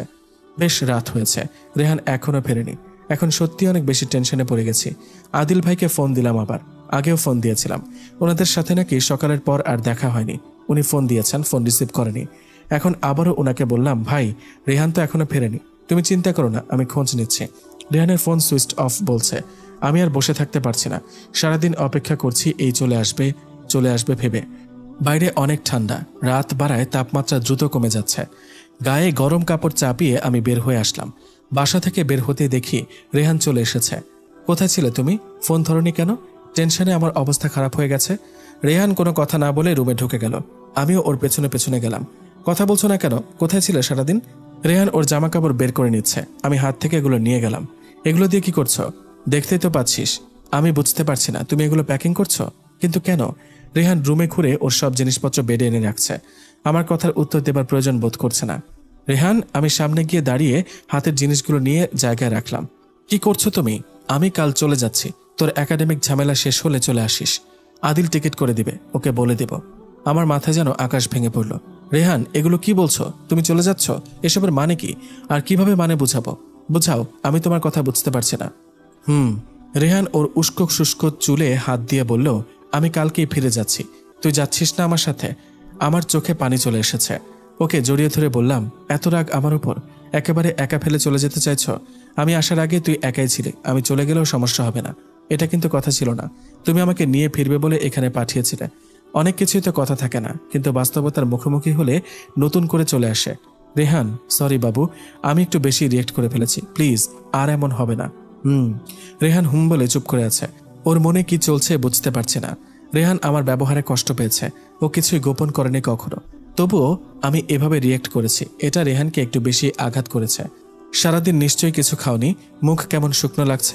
চলো ফ্রেশ হয়ে নাও, আমি খাবার দিচ্ছি। আমার ক্ষুধা নেই। সত্যিই ক্ষুধা নেই? না নেই। ঠিক আছে, খেতে হবে না। তুই খেয়েছিস? না, তোমার অপেক্ষায় ছিলাম। আচ্ছা যা, আমি আসছি। জানতাম না খেয়ে আছি শুনলে না করতে পারবে না। আমি দ্রুত ডাইনিংয়ে খাবার দিলাম। রেহান নামমাত্র খেলো। সবকিছু গুছিয়ে রুমে আসলাম। এসে দেখি রেহান সব রেডি করে ফেলেছে। চোখ বন্ধ করে হেলান দিয়ে শুয়ে আছি। আমি কাছে গিয়ে বসে একটা হাত ধরলাম ওর বুকে। এমন কেন তুমি? কেন এমন করছো? আমি তো এমনই, নতুন তো কিছু না। বললাম তো ভুল হয়েছে। তোর ভুল হয়নি, ঠিকই করেছিস। ভুল আমার হয়েছে, এখানে আসা উচিত হয়নি। এবার কিন্তু বাড়াবাড়ি করছো। কোথাও যাবে না তুমি, যেতে হলে আমাকে সাথে নিয়ে যাবা। আরো অনেক দিন লাগবে তোর, এতদিন থাকা সম্ভব না। তাহলে আমিও চলে যাব। লাগবে না কোনো সার্টিফিকেট, এত বুঝতে হবে না। কাজ শেষ হলে চলে আসবি। না, তোমার সাথেই যাব। বোকার মতো কথা বলিস না। বাই রোডে যাচ্ছি না যে, যাব বললেই ব্যাগ গুছিয়ে গাড়িতে উঠে গেলাম। তোর টিকিট করা হয়নি, তাহলে তুমি 2 দিন পরে যাবে। এই টিকিট ক্যান্সেল করে দিয়ে 2টা টিকিট করো, একসাথে যাব। দেখিয়া তুই থাকছিস আর আমি যাচ্ছি, এটাই ফাইনাল। তুই সব শেষ করে তারপর আসবি, এটাই শেষ কথা। আর এটা তোকে শুনতে হবে। কেন? তোমার সব কথা আমাকে শুনতে হবে কেন? আমার কথা শুনছো তুমি? আমি বলেছি তাই শুনতে হবে। ঘুমাতে দে, খুব ভোরে বের হব। যা ঘুমা। ঠিক আছে, ঘুমাও, যাও তুমি। পরদিন আমিও চলে আসব। আমি বাচ্চাদের মতো ভ্যাঁ ভ্যাঁ করে কেঁদে ফেললাম। থাকবো না এখানে। কি একটু বলেছিলাম আর শাস্তি দিচ্ছ? আমি বেরিয়ে আসলাম। বাইরে হালকা তুষারপাত হচ্ছে, ঠান্ডায় জমে যাবার অবস্থা। শীতে কষ্ট হচ্ছে আমার, তার চেয়েও বেশি কষ্ট হচ্ছে রেহানের ব্যবহারে। প্রায় 15-20 মিনিট পরে রেহান বেরিয়ে আসলো। হিয়া, তুই কি করছিস এখানে? ভেতরে আয়। রেহান আমাকে ধরে ভেতরে নিতে চায়। যাব না, এখানেই থাকবো। কাঁদতে কাঁদতে বললাম, বাইরে কি অবস্থা, নির্ঘাত জ্বর বাঁধিয়ে বসবি। বাধুক, তোমার কি? তুমি তো একটু পরে চলে যাবে, যাও না। ভেতরে আসতে বলছি কিন্তু। যাব না আমি, বললাম তো। যাবি না? না, তুমি যাও। যাচ্ছি। ছাড়ো, ছাড়ো আমাকে। উফ, যাব না আমি ভেতরে, এখানে মরে যাব। নামাও, নামাও বলছি। একদম চুপ। নামাও, নামাও। তোর চেয়ে একটা বাচ্চা অনেক বেশি বুঝে। যাচ্ছি বলে রেহান আচমকা আমাকে কোলে তুলে নিয়েছে। অনেক চেষ্টা করে ছাড়াতে পারেনি। সোজা বিছানায় নিয়ে এসে ভালো করে গরম কাপড় পেঁচিয়ে দিল বেশি করে। দেখ ঠান্ডায় হাত পা কি অবস্থা হয়েছে। রেহান দ্রুত অয়েল নিয়ে হাতে পায়ে মালিশ করে দিচ্ছে। কেন এটা করলি? এখন যদি একটা অসুখ হয়ে যায়? হলে হবে, তুমি তো দেখবে না। চুপ, একটা কথা বলবি না, বেশি পণ্ডিতি। রাগে আমার আরো বেশি কান্না পাচ্ছে। কি এমন বলেছিলাম তোমাকে? আমার কষ্ট লাগলে সেটা বলতেও পারবো না? কে বলল বলতে পারবি না? আমি তোকে জিজ্ঞেস করিনি। তুই কি করলি? তোমাকে দেখলাম আফরিনের সাথে কথা বলছো। ও তোমার লাইফে ব্যাক করেছে আর তুমিও মেনে নিয়ে আমাকে পাঠিয়ে দিবার প্ল্যান করছিলে। বলতে বলতে হেঁচকি উঠে গেল। কি? রেহান আমার কথা শুনে মনে হয় আকাশ থেকে পড়ল। কবে, কোথায়, কখন? কি বলছিস এসব? আগে একটু পানি খেয়ে নে। রেহান 1 গ্লাস পানি এনে খাইয়ে দিল। এবার বল। ওই রুমে বসে ও তোমার কাঁধে মাথা রেখেছে আর তুমি হাত ধরে বসেছিলে। হিয়া, তোর মাথা ঠিক আছে তো? জ্বরটা এসে গেছে নাকি? দেখি। কপালে হাত দিয়ে জ্বর দেখে বলল, ইতিমধ্যে বেশ জ্বর উঠে গেছে। যা ভাবছিলাম। জ্বরের ঘোরে আবল তাবল বকছিস। জ্বরের ঘোরে না, আমি ঠিক আছি। সেদিন স্বপ্ন দেখলাম, দেখার পর থেকে মন কেমন করছিল। তোমাকে বলতেও পারছিলাম না। রেহান আমাকে ছেড়ে যাবে না। ওর হাতটা টেনে শক্ত করে আঁকড়ে ধরলাম। পাগলি মেয়ে, স্বপ্ন দেখে এমন করলি? তুমি যাবে না বলো? কই যাব? আমার হিয়া মনো পাখিরে রেখে কোথাও যাব না। তুই এখন একটু ঘুমা, অনেক জ্বর শরীরে। ঘুমালে তুমি চলে যাবে, কোথাও যাব না। এই যে আমি তোর কাছে। রেহান আরো কাছে এসে আমাকে আগলে রাখলো। ঠান্ডায় গলা বসে গেছে, তার উপর ভীষণ জ্বর নিয়ে 2 দিন কাটলো। এই 2 দিন রাত দিন রেহান আমার সেবা করলো। নিজের হাতে রান্না করে মুখে তুলে খাইয়ে দিল, ঔষধ খাওয়ালো। 2 দিন পরে অনেকটা সুস্থ বোধ করছি। বিকেলে রেহান কফি এনে দিল। চাদর মুড়ি দিয়ে বসে কফি খাচ্ছি। রেহানও পাশে বসে আছে। হিয়া, তুই স্বপ্ন দেখেছিস কেন জানিস? কেন? তোর মনে ভাবনা ছিল তাই। আমি তো এমনটা ভাবিনি। এমনটা ভাবিসনি হয়তো, কিন্তু তোর মনে আফরিনকে নিয়ে অস্বস্তি ছিল। হয়তো ছিল। আমি তোমার সাথে মিসবিহেভ করেছি, সরি। দূর, আমাদের মনে হয় এই টপিকের কথা বলার কিছু নেই। আছে। কি? আফরিনকে নিয়ে আমি তোমাকে কিছু বলবো না, কারণ আমার বিশ্বাস আছে তোমার উপর। কিন্তু একটা সত্যি কথা হলো, তোমাদের একসাথে দেখলে আমার কেমন কেমন অশান্তি লাগে। জেলাস? হ্যাঁ, জেলাস। শোন, এখন তোকে ছাড়া কারো কথা কল্পনাও আসে না। আর একটা কথা কি জানিস? কি? আমার প্রতি বিশ্বাস হারাবি না কখনো। আমার মনে যদি একটু খচখচ থাকে, সেটা কিন্তু ধীরে ধীরে অনেক বড় হয়ে যায়। তাই যে কোনো কিছু খোলা মনে শেয়ার করবি, এতদিন যেমন করেছিস। আর আফরিনের সাথে সেদিন অনেক কথাই হয়েছে। ওর ডিভোর্স হয়ে গেছে, কিন্তু তাই বলে এটা ভাবিস না যে আমার লাইফে ব্যাক করবে। ঠিক বলেছ, আমার চিন্তাভাবনা সংকীর্ণ হয়ে গেছে।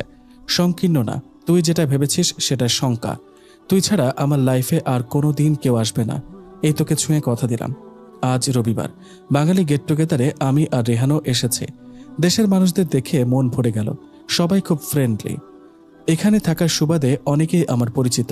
রেহানও পরিচিত। বন্ধুদের সাথে কথা বলছে। আমিও সবার সাথে গল্পে মজে গেছি। এর মধ্যে এক ভদ্রমহিলা এসে কথা জুড়ে দিলেন। আমার বাড়িতে কে কে আছে আরও অনেক কিছু জিজ্ঞাসা করলেন। তারপর শুরু হলো ওনার সংসারের গীত। ওরে বাবা, এই মহিলা কথা বলছে তো বলছে, আমি শুধু মাথা নেড়ে হা না বলে সায় দিয়ে যাচ্ছি। আল্লাহ, কেউ এসে উদ্ধার করুক আমাকে। কেমন আছো তুমি? ফিরে দেখি আফরিন। আফরিন কখন এসেছে সেটা খেয়াল করিনি। আমি ভালো আছি, আপনি কেমন আছেন? আমিও ভালো আছি। যে মহিলার সাথে কথা বলছিলাম ওনার কাছ থেকে উদ্ধার পেতে আফরিনের দিকে মনোযোগ দিলাম, আর মহিলাও ওনার পরিচিত অন্য একজনকে পেয়ে বেশ খুশি মনে চলে গেলেন। তুমি কি এখানে আরো কিছুদিন থাকবে? খুব বেশি দিন না, রেজাল্টের পর চলে যাব। তুমি দেখতে অনেক সুইট। মৃদু হেসে বললাম, আপনি কিন্তু অনেক সুন্দর। আপনার এজ কেউ দেখে অনুমান করতে পারবে না। তাই নাকি? ভালো বলেছ তো। তাহলে সারা জীবন এই এজ লক হয়ে গেলে ভালো হতো, তাই না? আফরিনের কথায় আমিও হাসলাম। কিছু সময় চুপ করে থেকে আফরিন বলল, তুমি কি আমাকে চেনো? ওর প্রশ্নে একটু চমকে উঠলাম। হ্যাঁ, বেশ অনেকদিন আগেই তো পরিচয় হলো আপনার সাথে, তখন থেকেই তো চিনি। তার আগে কি চিনতে না? নামেই চিনতাম, কিন্তু সরাসরি তো পরিচয় ছিল না। চিনতামও না, রেহান বলেছে, তাই না? হ্যাঁ, রেহান ছাড়া কোথা থেকে জানবো বলুন? আফরিন মৃদু হাসল। তোমাকে আমার অনেক ভালো লেগেছে। একটা কথা বললে কিছু মনে করবে না তো? বলুন। কিছু মনে করব কেন? এই যে আমি এখানে, রেহানও, এতে তোমার ভয় হচ্ছে না? কেন ভয় হবে? না মানে, অধিকাংশ মেয়েরাই স্বামীর এক্সকে সহ্য করতে পারে না। কোনোভাবে যোগাযোগ হলে ভাবে এই বুঝি স্বামী ছিনিয়ে নিল। আমি অবাক হয়ে দেখছি কি সাবলীলভাবে আফরিন কথাগুলো বলছে। সত্যি কথা বলবো, আমার প্রথমে একটু অস্বস্তি হয়েছিল যেদিন আপনাকে আর রেহানকে একসাথে রাস্তায় দেখি। আর হওয়াটা কি স্বাভাবিক নয়? আফরিন একটু চমকে গেল যখন শুনল ওদের রাস্তায় দেখছিলাম আমি। এখন হচ্ছে না? না। কেন জানতে পারি? কারণ রেহানকে আমি চিনি। He is straightforward and loyal. Yeah, he is perfectly gentleman I have ever seen. জি, রেহানের মনে যা মুখেও তা, কখনো মিথ্যার আশ্রয় নেয় না। তুমি অনেক লাকি, রেহানকে পেয়েছ। আমি মৃদু হাসলাম। আপনাকে একটা কথা জিজ্ঞেস করতে পারি, যদি মাইন্ড না করেন? আমি জানি কি জিজ্ঞেস করবে। জানেন? হ্যাঁ। আমার ডিভোর্স হয়ে গেছে কেন, সেটাই তো? একটু হেসে বললাম, আপনার ধারণাটা ভুল। ভুল? জি। তবে জিজ্ঞেস করো। আপনি তো রেহানের হাত ধরে দেশেই চলে যেতে পারতেন, জাননি কেন? আফরিন স্তব্ধ মুখে কিছুক্ষণ চেয়ে থাকলো আমার দিকে। তুমি অনেক অদ্ভুত একটা মেয়ে। এটা জিজ্ঞেস করছো কেন যায়নি? হ্যাঁ, এটাই জানার আগ্রহ হচ্ছে এখন। এখন হচ্ছে মানে আগে ছিল না তো? এখন আগ্রহ হবার কারণটা কি শোনা যাবে? নিশ্চয়ই। আপনি অন্যদের মতো না, তাই এভাবে সাবলীলভাবে কথাগুলো বলতে পেরেছেন। আফরিন একটু হেসে বলল, আমি এই দেশ ছেড়ে যেতে চাই না, তাই রেহানের হাত ধরতে পারিনি। সত্যি কি তাই? সত্যিই তাই। অনেকে ভাববে এই আরামের জীবন ছেড়ে যেতে চায় না, তাই দেশে ফিরতে চায় না। কিন্তু এই প্রথম তোমাকে সত্যিটা বলতে ইচ্ছে করছে, কারণ তুমিই বুঝতে পেরেছ। আমার ধারণা তাহলে ভুল না। এর পেছনে অন্য একটা কারণ নিশ্চয় আছে। আমার দাদু একজন দেশ বিরোধী ছিলেন, ওনার জন্য আমরা লজ্জিত। সেজন্যই বলতে পারো মুখ লুকিয়ে দেশের বাইরে পড়ে আছি। অবশ্য রেহান সেটা আজও জানে না। আরও একটা কারণ আছে। কি? আমার বোন। আমার একটাই বোন ছিল, আমার বড় ছিল মানে মারা গেছে। ব্লাড ক্যান্সার হয়েছিল। আমরা প্রায় সমবয়সী ছিলাম। 1.5 বছরের ব্যবধান। সারাক্ষণ দুজনে একসাথে থাকতাম। একটা মুহূর্ত মনে হয় না আমরা আলাদা থাকতাম। অনেকে ভাবতো আমরা টুইন। ও যখন মৃত্যুশয্যায় আমাকে বলেছিল, আমার ভীষণ ভয় লাগছে, তুই হাতটা ছাড়িস না। সেদিন ওকে রেখে জরুরি একটা কাজে বের হয়েছিলাম। আব্বু আম্মু ছিল ওর কাছে। মাত্র 8 ঘন্টা, এসে দেখি সব শেষ। ও চলে গেছে। আমি ওর পাশে থাকতে পারিনি। ও বলেছিল, তুই আমার পাশে বসে থাক, তোকে দেখি। মরে গেলে তো দেখতে পাবো না। ওর শেষ সময় ধরা পড়ে। অনেক চিকিৎসা করিও লাভ হয়নি। শেষ কটা দিন ওর ইচ্ছে অনুযায়ী বাসায় রাখা হয়। বোন আমার মৃত্যুর দিন গুনেছে, আমি শুধু দেখেছি। বলতো, আমি মরে গেলে একা কিভাবে থাকবো? তুই রোজ দেখতে যাবি তো? আফরিনের চোখ দিয়ে টপ টপ করে পানি পড়ছে। আমার চোখ থেকে কখন পানি গড়িয়ে পড়েছে টের পাইনি। আমি ওকে রোজ দেখতে চাই। জানো, রেহান খুব ভালো ছেলে, কিন্তু আমার বোনের থেকে বেশি ভালো ওকে বাসতে পারিনি। হয়তো ভালোবাসা কি সেটাই আমি বুঝি না, কিন্তু এতটুকু বুঝি, আমি মেহরিনকে একা করে কোথাও যাব না। মৃত্যুর আগে পর্যন্ত ওর কাছাকাছি থাকবো। একটাই দোয়া করি সব সময়, মৃত্যুর পরে যেন ওর পাশে আমার সমাধি হয়। আমি আর আফরিন একটু দূরে বসেছিলাম। ভাগ্যিস কেউ আমাদের কাঁদতে দেখেনি, দেখলে একটা বিশ্রী অবস্থা হয়ে যেত। আমার বিয়েটা আব্বু আম্মুর পছন্দে করেছিলাম। রেহানের সাথে এঙ্গেজমেন্ট ভাঙার পরে ওনারা খুব প্রেশার দিতে থাকেন। শেষ পর্যন্ত কিছু না ভেবে বিয়েটা করি। কিন্তু পরে আস্তে আস্তে বুঝতে পারি, উচ্চশিক্ষিত প্রতিষ্ঠিত হলেও কিছু মানুষের মন মানসিকতা অনেক সংকীর্ণ হয়। নিত্যদিনের অশান্তি থেকে আমরা স্বাধীন জীবনই বেছে নিয়েছি। কি বলবো, কি বলা উচিত আমি বুঝতে পারছি না। আফরিন আমার দিকে তাকিয়ে বলে, কিচ্ছুটি বলার দরকার নেই। আজ অনেক হালকা লাগছে জানো, মনে হয় রেহানকে ঠকিয়েছি। কিন্তু আমি ভাগ্যে বিশ্বাস করি, রেহান তোমার হবে বলেই আমার হয়নি। অনেক দিন তো হয়ে গেছে, আপনি নতুন করে জীবন শুরু করছেন না কেন? আফরিন মুচকে এসে দূরে একটা লোককে দেখিয়ে বলল, ওই যে উনি, ওনার সাথে আমি এঙ্গেজড। ভালো মনের মানুষ, গত মাসে রিং পরিয়েছে। আরও ৩-৪ মাস আগেই হবার কথা ছিল, কিন্তু একটা সমস্যার কারণে পিছিয়ে গেছে। ২-১ মাসের মধ্যে বিয়েটা হয়ে যাবে। এই লোকটা ভালো, অনেকটা সময় নিয়েছে সিদ্ধান্ত নেওয়ার জন্য। ওনার সাথে লাইফ কাটানো যাবে। আপনি অনেক সুখী হবেন, দোয়া থাকবে সবসময়। তুমি অনেক ভালো মনের মানুষ। রেহানি লাকি তোমাকে পেয়েছে। আপনার সাথে কথা বলে আজ অনেক ভালো লাগছে। আমারও, কিন্তু একটা প্রমিস করতে হবে। যে কিসের? মেহরিনের মৃত্যুর পরে এই প্রথম কারোর সাথে মন খুলে কথা বললাম। কথা দাও এই কথাগুলো আমাদের মাঝেই থাকবে। একটু ভেবে বললাম, ঠিক আছে, কথা দিলাম। না চাইতেই কেমন বন্ধুত্ব হয়ে গেছে তোমার সাথে। একদিনের বন্ধুত্ব, আজীবন মনে থাকবে। একদিনের কেন হবে? একদিনেরই, কারণ এরপরে আর কখনো আমাদের দেখা হবে না। তাই দেখা না হলে যোগাযোগ তো হতেই পারে না। কেন? তুমি এখনো বাচ্চা মেয়ে রয়ে গেছ। আফরিন আলতো করে গালে ছুঁয়ে বলল, কিছু মানুষ জীবনে দ্বিতীয়বার না ফিরে আসাই উত্তম। সেটা আমার জন্য, তোমার জন্য। চলো ওদিকে যাই। অনেক সময় ধরে এখানে অবাক হয়ে দেখছি এই মেয়েটাকে। এমনও মানুষ হয় বাস্তববাদী। চলেন। রেহান দেখেছে আমি আফরিনের সাথে কথা বলে হেঁটে আসছি। এই দিনটা সত্যি অন্যরকম কাটল। ফেরার সময় আমরা সবার কাছ থেকে বিদায় নিয়ে নিলাম, কেননা দেশে যাবার আগে সবার সাথে হয়তো দেখা করার সুযোগ আসবে না। আসার সময় রেহান আমার হাতটা ধরে বেরিয়ে এলো। এই ধরাটা অন্যরকম, এটা আমি অনুভব করতে পারছি। হয়তো আফরিন এখানে থাকায় ইচ্ছে করে এভাবে হাত ধরে রেখেছে, কিন্তু এটা ওকে আমি বলতে পারবো না। প্রত্যেক মানুষের ব্যক্তিগত একটা জীবন আছে। আমি রেহানের স্ত্রী, অর্ধাঙ্গিনী, জানার অধিকার আছে আমার। কিন্তু এটাও আমার বোঝা উচিত, সম্পর্কের মাঝে একটা স্পেস দেওয়া দরকার। আফরিনের প্রতি তার অনুভূতিগুলো তো মিথ্যা ছিল না, আমার জন্য ওর অনুভূতিও মিথ্যা নয়। যখন আমি ছিলাম না, আফরিন ছিল, এটাই সত্যি। এই সত্যিটা মেনে নিতে এত দ্বিধা করব কেন? সত্য কঠিন, আর সবচেয়ে বড় সত্য হচ্ছে বাস্তবতা। বাস্তবতা হচ্ছে রেহান আমার পথের সাথী। রেহান আমার হাতটা ধরে বেরিয়ে আসছে। আচ্ছা আফরিন, কি তাকিয়ে দেখছো? যে হাত ধরে অনেকটা পথ হেঁটেছিল, সেই হাত অন্য একটা হাত ধরে আছে। হয়তো আফরিন চেয়ে চেয়ে দেখছে, হয়তো দেখছে না। আমি একবার পেছনে ফিরে তাকালেই উত্তরটা পেয়ে যেতাম, কিন্তু কেন জানি তাকাতে ইচ্ছে করছে না। কি লাভ সব প্রশ্নের উত্তর খুঁজে? কিছু প্রশ্নের উত্তর অজানাই থাকুক, জানলে হয়তো মনের অসুখ করতে পারে। কি অদ্ভুত মানুষের জীবন! একদিকে তাকিয়ে দুঃখ দেখি, বিপরীত দিকে পুষি ঘৃণা। অথচ মুদ্রার এপিঠ ওপিটেও কিছু গল্প থাকে, কিছু দুঃখ থাকে। সেই দুঃখ আমরা দেখতে পাই না বলে আমাদের ছুঁয়ে যায় না। কত ধরনের মানুষ আছে, কত রকম দুঃখ আছে, ভালোবাসার কত রং আছে। অথচ আমরা কেবল প্রেমের মধ্যেই ভালোবাসা খুঁজি। ভালোবাসা ছড়িয়ে আছে প্রতিটি সম্পর্কের ভাঁজে ভাঁজে। আফরিনকে দেখে অদ্ভুত একটা অনুভূতি হচ্ছে এখন আমার। মনে হচ্ছে আমাদের চিন্তার জগৎ এখনো অনেক ছোট রয়ে গেছে। আমার ভাবনায় ছেদ দিয়ে রেহান বলল, থ্যাঙ্কস। হঠাৎ? কিসের জন্য? আজকে তুই অনেক বড় মনের পরিচয় দিলি। আমি? কিভাবে? আফরিনের সাথে এভাবে নর্মালি বিহেভ করবি আর এমনভাবে ওকে গ্রহণ করেছিস? এখানে অনেকেই জানে ওর সাথে আমার একটা রিলেশন ছিল। এসব জানার পরেও তোর ব্যবহারে আমি নিজেই অবাক হয়েছে, তারাও খানিকটা হয়েছে। তাই বুঝি? তোর জায়গায় আমি হলে এটা বোধহয় পারতাম না। আমি কিছু না বলে মৃদু হাসলাম। এত কি গল্প করেছিস? তেমন কিছুই না। ওর ফ্যামিলির কথা বলেছে, ওর বোন কিভাবে মারা গেছে, এইসবই। হ্যাঁ? মেরিন খুব লাজুক আর ভীতু টাইপের ছিল মেয়েটা। শুনেছি আফরিনের কাছে। আর কি বলল? এঙ্গেজমেন্ট হয়ে গেছে, ওর সামনেই বিয়ে করবে। বাহ, একেবারে তো এত গল্প! কেন? গল্প করা যায় না বুঝি? ঠিক তা না তো। তো কি? আফরিন সহজে কারোর সাথে এতটা ঘনিষ্ঠ হয় না, আর তোর সাথে অল্প সময় দেখেছি কত কিছু শেয়ার করলো। মেয়েটা ভারী মিশুক মনে হয়েছে। হাসি খুশি? হ্যাঁ, এমনিতে বেশ হাসি খুশি। মজার কথা কি জানিস? সেদিন যখন দেখা হয়েছিল তখন বলেছিল ওর ডিভোর্স হয়ে গেছে, এঙ্গেজমেন্ট হবার কথা। এসব আমার সাথে এত বছর পরে দেখা হবার পরে এমনভাবে বলল, আমি আসলে বিব্রত বোধ করছিলাম প্রথমে। রেহানও সাবলীলভাবে বলে যাচ্ছে কথাগুলো, কারণ ওর মনে কোনো দ্বিধা নেই। আরও কথা যেগুলো হয়েছিল সেগুলো বললাম না, কারণ কথা দিয়েছি আফরিনকে।